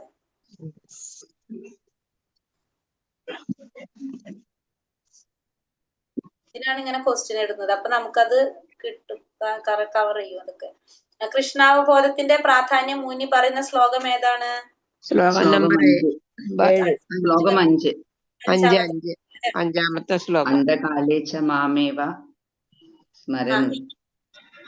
അടുത്തത്, സ്മരണ സമയത്ത് ഭഗവാനെ സ്മരിച്ചുകൊണ്ട് ശരീരം ത്യജിക്കുന്നവൻ എന്ത് സംഭവിക്കും? കൃഷ്ണാവബോധത്തോടെ ദേഹത്യാഗം ചെയ്യുന്നവൻ ഭഗവാന്റെ സ്ഥാനത്ത് എത്തിച്ചേരും. ഭഗവാനെ ഉടൻ തന്നെ പ്രാപിക്കാൻ അഞ്ചാമത്തെ ശ്ലോകത്തിൽ പറയുന്നത് ഉടൻ തന്നെ ഭഗവാനെ പ്രാപിക്കാൻ സാധിക്കും. ഉടനെ തന്നെ ഭഗവാനെ പ്രാപിക്കാനായിട്ട് സാധിക്കും. മരണവേളയിൽ ഒരാളുടെ മനോഭാവത്തെ വേണ്ടുന്ന വഴിക്ക് തിരിക്കാൻ ഉതകുന്ന ഉത്തമമായ മാർഗം ഏതാണ്? നാമജപം. ഹരകൃഷ്ണ മഹാമന്ത്രത്തിൽ ഭഗവാനെ ഓർത്തുകൊണ്ട് ജപിക്കുക. ഭഗവാന്റെ നാമജപം. പിന്നെ അടുത്തത് ഹരേ കൃഷ്ണ മഹാമന്ത്രം ജപിക്കണം. അതിനുള്ള പ്രതിവിധിയായി ഭഗവാൻ 7ാമത്തെ ശ്ലോകത്തിൽ എന്താണ് ഉപദേശിക്കുന്നത്? പേജനം 7ാമത്തെ ശ്ലോകം. 7ാമത്തെ ശ്ലോകത്തിൽ ഭഗവാൻ എന്താ പറയുന്നത്? അർജുന കൃഷ്ണ രൂപത്തിൽ എന്നെ ശ്രീകൃഷ്ണ രൂപത്തിൽ തന്നെ എന്നെ സ്മരിക്കണം. നേരമായി യുദ്ധം നിർവഹിക്കുക, കർമ്മ എനിക്കായി അർപ്പിക്കുക, എല്ലാ കർമ്മം എനിക്കായി അർപ്പിക്കുക. ബുദ്ധി ഭഗവാന്റെ ഭഗവാനെ പ്രാപിക്കാൻ സാധിക്കും എന്നുള്ളതിന് യാതൊരു സംശയവും ഇല്ല, അല്ലെ? അടുത്തത്, അചിന്യം എന്ന പദം കൊണ്ട് അർത്ഥമാക്കുന്നത് എന്താണ്?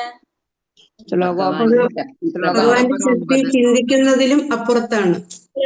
അതായത് അചിന്യം എന്ന് വെച്ചാല് ഭഗവാന്റെ ശക്തി എന്ന് പറഞ്ഞാല് ശക്തി പ്രഭാവം നമ്മുടെ ചിന്തയ്ക്കും അപ്പുറത്തുള്ളതാണ്. നമ്മുടെ ചിന്തകൾക്കും അപ്പുറത്താണ് ഭഗവാന്റെ ശക്തി പ്രഭാവങ്ങൾ. അചിന്യം വളരെ പ്രാധാന്യം. ഭഗവാന്റെ ശക്തി പ്രഭാവം നമ്മുടെ ചിന്തയ്ക്ക് അതീതമാണ് എന്നാണ് അചിന്യം എന്നതുകൊണ്ട് അർത്ഥമാക്കുന്നത്. നമ്മുടെ ചിന്തയ്ക്ക് അതീതമാണ്. കലിയുഗത്തിൽ ഭഗവത് സാക്ഷാത്കാരത്തിനുള്ള വഴി എന്താണെന്നാണ് ഭഗവാൻ ചൈതന്യ മഹാപ്രഭു പ്രഖ്യാപിച്ചത്?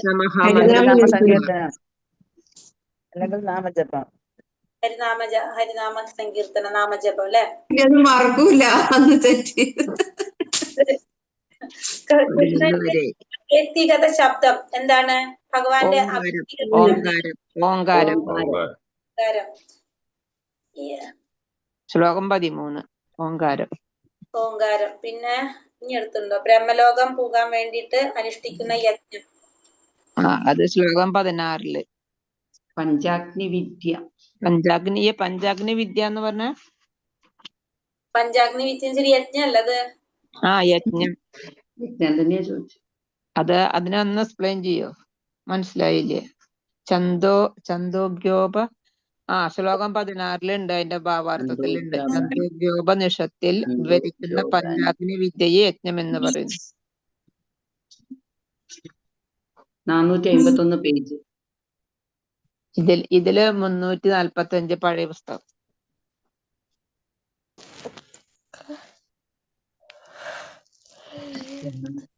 പഞ്ചാഗ്നി വിദ്യ എന്നിട്ടിരിക്കുന്ന ആൻസർ ബ്രഹ്മലോകം.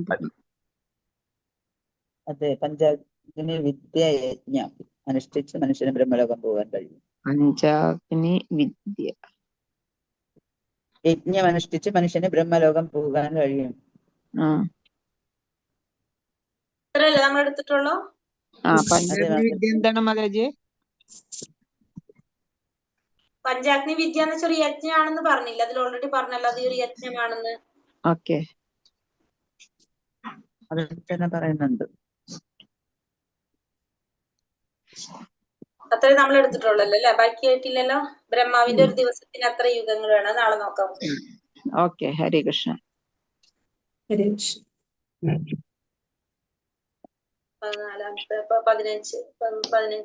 തൊട്ട് നമുക്ക് നാളെ നോക്കാം. ഹരേ കൃഷ്ണ. അപ്പൊ നമുക്ക് വേറെ എന്താണ് പറയാനുണ്ടായിരുന്നത്? ഒന്ന് മാതാജി, എനിക്ക് ഹോസ്പിറ്റലിൽ പോകണം, ഞാൻ ലീവ് ചെയ്തോട്ടെ? ചെയ്തോളൂ മാതാജി, ലൈവ് ഓഫ് ചെയ്തിട്ടില്ല കേട്ടോ. ഹോസ്പിറ്റലിൽ ചോദിക്കണം വിചാരിക്കുക. അഡ്മിറ്റ് ആണ് ആരെങ്കിലും? മാതാജിയുടെ സഹോദരൻ അഡ്മിറ്റ് ആണ് മാതാജി. ഓ, ഹരേ കൃഷ്ണ. സോഡിയം കുറഞ്ഞിട്ട് ഹോസ്പിറ്റലിൽ പോകുന്നതാണ്. ഞാനും പിന്നെ നമ്മൾ ആ ക്ലാസ്സിന്റെ ഇടയിലാവുമ്പോ പിന്നെ നമ്മൾ വിട്ടുപോകുമല്ലോ. അപ്പൊ നമുക്ക് ഒന്ന് ത്രിവിധ ക്ലേശങ്ങൾ പറയാനുണ്ട് അല്ലെ? അതെ മാതാജി. ത്രിവിധ ക്ലേശങ്ങൾ ഏതൊക്കെയാണ്? ആധ്യാത്മികം, ആദി ഭൗതികം, ആദി ദൈവികം. ഇതാണ് ത്രിവിധ ക്ലേശങ്ങൾ. നമ്മൾ അനുഭവിക്കുന്ന ത്രിവിധ ക്ലേശങ്ങൾ നമ്മൾ ഏതൊക്കെയാണ്? ആധ്യാത്മികം, ആദി ദൈവികം, ആദി ഭൗതികം. അവിടെ പഠിപ്പിക്കണേ അച്ചു അച്ചു. ഹരേ കൃഷ്ണ. അതാണ് ത്രിവിധ ക്ലേശങ്ങൾ എന്ന് പറയുന്നത്. ആധ്യാത്മികം, ആദി ഭൗതികം, ആദി ദൈവികം. ആധ്യാത്മികം എന്ന് പറയുന്നത് നമ്മുടെ ശരീരം കൊണ്ടും മനസ്സുകൊണ്ടൊക്കെ നമുക്ക് ഉണ്ടാകുന്ന ദുരിതങ്ങളാണ്, ക്ലേശങ്ങളാണ് എന്ത്? ആധ്യാത്മികം എന്ന് പറയുന്നത്. ശരീരം കൊണ്ടും മനസ്സുകൊണ്ടൊക്കെ നമുക്ക് ഉണ്ടാകാവുന്ന ക്ലേശങ്ങള് ആധ്യാത്മികം. ആദി ഭൗതികം എന്ന് പറയുന്നത് മറ്റുള്ള ജീവജാലങ്ങൾ കൊണ്ട് നമുക്ക് ഉണ്ടാകുന്നത് ആദി ഭൗതികം.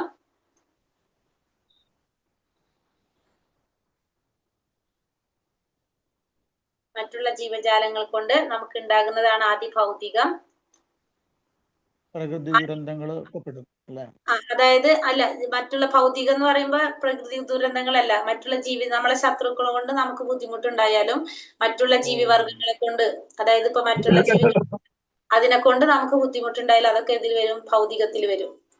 ആദി ദൈവികം എന്ന് പറയുന്നത് ഭൗതിക പ്രകൃതിയിൽ നിന്ന് നമുക്ക് ഉണ്ടാകുന്നതാണ് ആദി ദൈവികം എന്ന് പറയുന്നത്. അതില് നമ്മൾ ഈ പറഞ്ഞ വെള്ളപ്പൊക്കം, ഉരുൾ, വരൾച്ച, അതൊക്കെ ഉണ്ടല്ലോ, മഴ, അതൊക്കെ ഇതിൽ വരുന്നതാണ് ആദി ദൈവികത്തില്. ഇതാണ് ത്രിവിധ ക്ലേശങ്ങൾ. ഇതിനെ പറയുന്നത് ത്രിവിധ ക്ലേശങ്ങൾ എന്നാണ് ഇതിനെ പറയുന്നത്. ഇനി നമുക്ക് 4 ദുരിതങ്ങളുണ്ട്. അത് ഏതൊക്കെയാണ്? ഇത് ത്രിവിധ ക്ലേശങ്ങൾ, 3 ക്ലേശങ്ങളാണ് നമ്മൾ പറഞ്ഞത്. നമ്മൾ ഈ ഭൗതിക ലോകത്ത് നമുക്ക് ഉണ്ടാവുന്ന 3 ക്ലേശങ്ങളാണ് ആധ്യാത്മികം, ആദി ദൈവികം, ആദി ഭൗതികം. ഇനി 4 ദുരിതങ്ങളുണ്ട് നമ്മൾക്ക്. ഏതൊക്കെയാണ് അത്? ചെയ്തോളൂ പ്രഭു. ഹരേ കൃഷ്ണ. ജന്മ, മൃത്യു, ജരാവ്യാധി. അതേതാണ് 4 ദുരിതങ്ങള്? ജന്മ, മൃത്യു, ജരാവ്യാധിയാണ് 4 ദുരിതങ്ങൾ നമുക്ക് ഉണ്ടാവണം അല്ലെ? നമുക്ക് അറിഞ്ഞൂടെ നമ്മൾക്ക് അനുഭവിക്കുന്ന 4 ദുരിതങ്ങൾ ഏതാണ്? ജന്മ, മൃത്യു, ജരാവ്യാധി. ഇതിനൊന്നിനെ നമുക്കൊന്നും ചെയ്യാൻ പറ്റില്ല. എന്തുണ്ടെങ്കിലും നമുക്ക് ഇതിനെ മാറ്റാൻ നമുക്ക് സാധിക്കില്ല. അതാണ് ജന്മ, മൃത്യു, ജരാവ്യാധി, 4 ദുരിതങ്ങൾ. ഹരേ കൃഷ്ണ മാതാജി, ഞാൻ ലീവ് ചെയ്യാണ്. ഹരേ കൃഷ്ണ. പ്രണാം. ഇനി വന്നിട്ട് ഇനി ഏതാ നമ്മൾ പറഞ്ഞത്? മറ്റേ അവതാരങ്ങൾ. പഞ്ചമഹായജ്ഞങ്ങളും അവതാരങ്ങളും അല്ലെ? പഞ്ചമഹായജ്ഞങ്ങൾ എഴുതിക്കോളൂ. ആദ്യം പഞ്ചമഹായജ്ഞങ്ങൾ 5 തരത്തില് യജ്ഞങ്ങൾ, 5 യജ്ഞങ്ങൾ നമ്മള് അത് 3-ാമത്തെ അധ്യായത്തിലാണ് ജസ്റ്റ് പറയുന്നത് പഞ്ചമഹായജ്ഞങ്ങളെ കുറിച്ച്. ആ പഞ്ചമഹായജ്ഞങ്ങൾ ഏതൊക്കെയാണെന്ന് ജസ്റ്റ് നോട്ട് ചെയ്തോളൂ. അതായത് ബ്രഹ്മയജ്ഞം നമ്മൾ ചെയ്യുന്ന ബ്രഹ്മയജ്ഞം. ബ്രഹ്മയജ്ഞം എന്ന് വെച്ചിട്ടുണ്ടെങ്കിൽ നമ്മൾ എന്ത് ചെയ്യാ? ആദരിക്കുകയാണ്. അതായത് ബ്രഹ്മാവിനെ, അതുപോലെ തന്നെ മറ്റുള്ള ആചാര്യന്മാര്, നമുക്ക് ഈ വേദങ്ങളൊക്കെ തന്നിരിക്കുന്ന ഋഷിമാരെ, ബ്രഹ്മാവിനെയൊക്കെ ആദരിക്കുക. അതെങ്ങനെയാണ്? ഇതൊക്കെ നമ്മൾ പഠിക്കുന്നതിലൂടെയും പഠിപ്പിച്ചു കൊടുക്കുന്നതിലൂടെയും അവരെ നമ്മൾ ആദരിക്കുക. പഠിക്കുന്നതിലൂടെയും പഠിപ്പിക്കുന്നതിലൂടെയൊക്കെ ഋഷിമാരെ, ബ്രഹ്മാവിനെ ഒക്കെ ആദരിക്കുന്നതിനെയാണ് ബ്രഹ്മയജ്ഞം എന്ന് പറയുന്നത്. രണ്ടാമത്തത് ദേവയജ്ഞം. ദേവയജ്ഞം എന്ന് വെച്ചാല് ദേവന്മാരെ, ദേവതകളൊക്കെ ആരാധിക്കുക. അവർക്ക്, അതായത് ഭൗതിക പ്രകൃതിയുടെ ലോകത്തിന്റെ സന്തുലിതാവസ്ഥയ്ക്ക് വേണ്ടിയിട്ട് നമുക്ക് ദേവന്മാരുണ്ടല്ലോ, ഓരോന്നിന്റെ അധിപന്മാര്. അപ്പൊ അവരെ നമ്മള് ആരാധിക്കുന്നതിനെയാണ് ദേവയജ്ഞം എന്ന് പറയുന്നത്. അതായത് നമ്മൾ ഈ പ്രകൃതിയുടെ, ഈ ലോകത്തിന്റെ സന്തുലിതാവസ്ഥയ്ക്ക് വേണ്ടിയിട്ട് ചെയ്യുന്നതാണ് ദേവയജ്ഞം. മൂന്നാമത്തത് പിതൃയജ്ഞം. പിതൃയജ്ഞം. അതായത് പൂർവികർമാർക്ക് ശ്രാദ്ധം ചെയ്യുക, തർപ്പണങ്ങൾ ചെയ്യുക. അങ്ങനെ നമ്മൾ എന്ത് ചെയ്യാണ്? അവരുടെ ആത്മാവിന്റെ ശാന്തിക്ക് വേണ്ടിയിട്ട്, നമ്മൾ അവരുടെ പൂർവികന്മാരുടെ അനുഗ്രഹം കിട്ടാൻ വേണ്ടിയിട്ട് നമ്മൾ ചെയ്യുന്നതാണ് ഏതാണ്? പിതൃയജ്ഞം. ഇനി 4-മത്തത് ഭൂതയജ്ഞം. ഭൂതയജ്ഞം. 4-മത്തത് ഭൂതയജ്ഞം. ഭൂതയജ്ഞം എന്ന് വെച്ചിട്ടുണ്ടെങ്കിൽ നമ്മളെ പോലുള്ള മറ്റു ജീവജാലങ്ങൾ ഉണ്ടല്ലോ, മനുഷ്യരല്ലാതെ ബാക്കി 50 ലക്ഷം വരുന്നുണ്ടല്ലോ, പക്ഷി മൃഗാദികളും. അതൊക്കെ ആ മറ്റുള്ള ജീവജാലങ്ങൾക്കൊക്കെ സംരക്ഷിക്കുക. അവർക്ക് ഭക്ഷണം നൽകി, അവർക്ക് വേണ്ട ഇതൊക്കെ ചെയ്തിട്ട് അവരെ പരിപാലിക്കുക. ഭൂമിയിലുള്ള മറ്റുള്ള ജീവജാലങ്ങളോട് നമ്മൾ സ്നേഹം, കരുണയും കാണിക്കുക. അതാണ് ഭൂതയജ്ഞം. അവരെ പരിപാലിക്കുന്നത്, അവർക്ക് ഭക്ഷണം കൊടുക്കുക, അങ്ങനെയൊക്കെ ചെയ്യുന്നത് ഭൂതയജ്ഞത്തിൽ വരാണ്.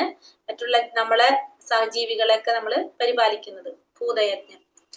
ലാസ്റ്റത്തത് മനുഷ്യയജ്ഞം. മനുഷ്യയജ്ഞം എന്ന് വെച്ചിട്ടുണ്ടെങ്കിൽ സമൂഹത്തിലുള്ള മറ്റുള്ള മനുഷ്യന്മാരെ നമ്മൾ ആദരവോടെ അവരെ സ്വീകരിക്കുക, അവരോട് പെരുമാറുക, നമ്മൾ അവര് നന്നായിട്ട് അവരെ കാണാൻ ശ്രമിക്കുക. പിന്നെ അതുപോലെ തന്നെ അതിഥികളോട് ഒക്കെ നല്ല രീതിയിലുള്ള പെരുമാറ്റം. അതാണ് എന്ത് പറയുന്നത്, മനുഷ്യയജ്ഞം എന്ന് പറയുന്നത്. അതായത് നമുക്ക് സാമൂഹികമായിട്ടും സാംസ്കാരികമായിട്ടും ഒക്കെ നമുക്ക് ഈ ഭൗതിക ലോകത്തില് നമ്മൾക്ക് അനുഷ്ഠിക്കേണ്ടതായിട്ടുള്ള കുറച്ച് കടമകളും ഉത്തരവാദിത്തങ്ങളും ഒക്കെ ഉണ്ട് എല്ലാവരോടും. അതൊക്കെ നല്ല രീതിയിൽ ചെയ്യുക. അതിനെയാണ് നമ്മൾ എന്ന് പറയുന്നത് മനുഷ്യയജ്ഞം എന്ന് പറയുന്നത്. ഇതാണ് പഞ്ചമഹായജ്ഞങ്ങൾ എന്ന് പറയുന്നത്. ഈ 5 എണ്ണം അറിഞ്ഞിരിക്കാൻ വേണ്ടിയിട്ട് പറയുന്നതാണിത്. പിന്നെ വന്നിട്ട് ഇനി അതാണ്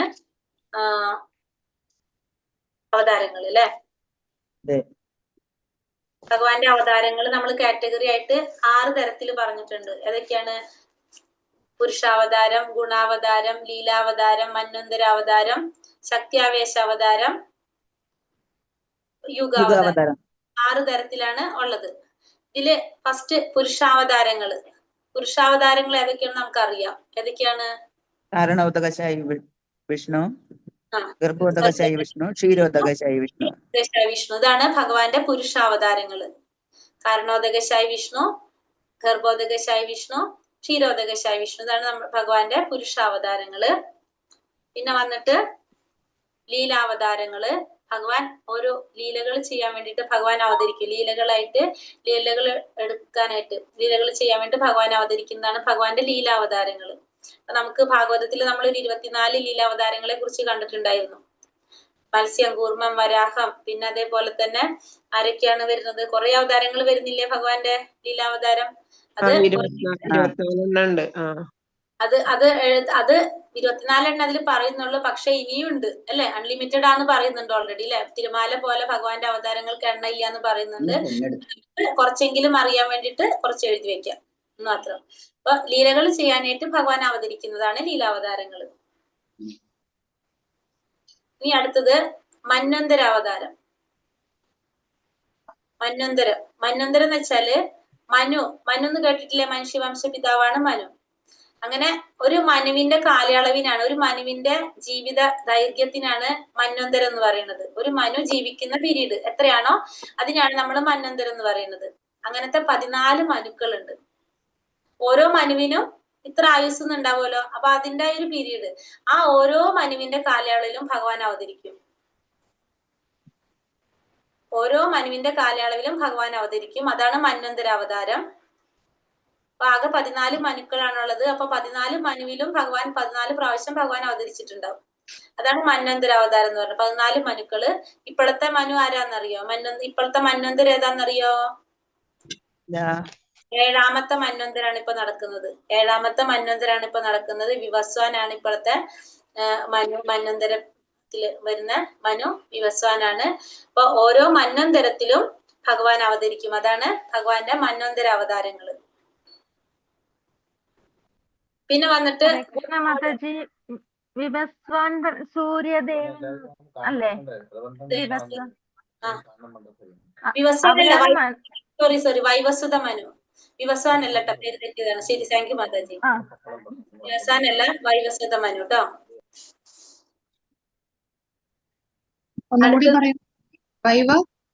വൈവസ്വത മനു. 14 മനുക്കളുണ്ട്. വൈവസ്വത മനു. വൈവസ്വത.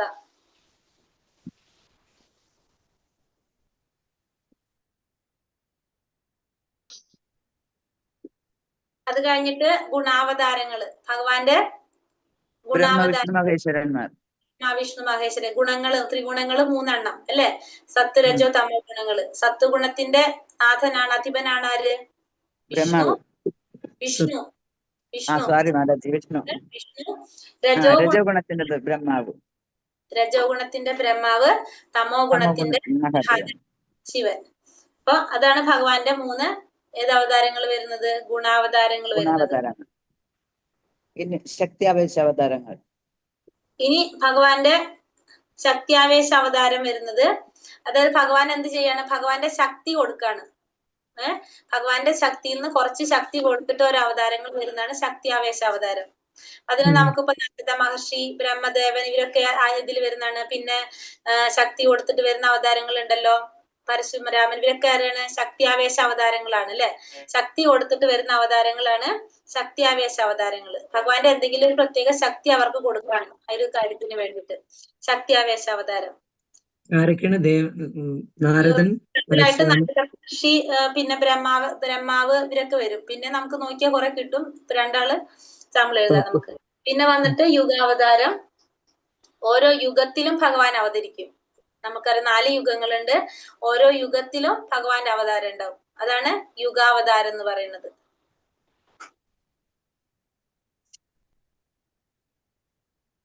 അപ്പൊ ആ യുഗത്തിൽ യുഗത്തിൽ ഉണ്ടാവുന്ന അവതാരം ഭഗവാന്റെ ലീലാവതാരം ആയിരിക്കും അത്. ഇപ്പൊ നമുക്ക് ലീലാവതാരത്തിൽ നരസിംഹം ലീലാവതാരത്തിൽ വരുന്നുണ്ട്. ഇപ്പൊ യുഗത്തില് നരസിംഹം ഏത് യുഗത്തിൽ അവതരിക്കുന്നതാണ്? യുഗത്തില് അല്ലെ?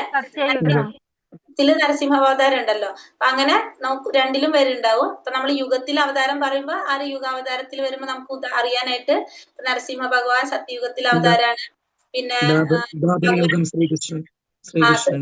ഭഗവാൻ ദ്വാപരയുഗത്തില് ഭഗവാൻ സ്വയം അവതരിക്കുന്നുണ്ട്. ശ്രീകൃഷ്ണൻ ഭഗവാൻ സ്വയം വരുന്നുണ്ട്. പിന്നെ ശ്രീരാമചന്ദ്രനായിട്ട് ഭഗവാൻ അവതരിക്കുന്നുണ്ട് അല്ലെ. യുഗത്തില് ഭഗവാൻ അവതരിക്കുന്നുണ്ട്. കലിയുഗത്തില് ഭഗവാന്റെ അവതാരം വരുന്നുണ്ട്. ആരാണ്?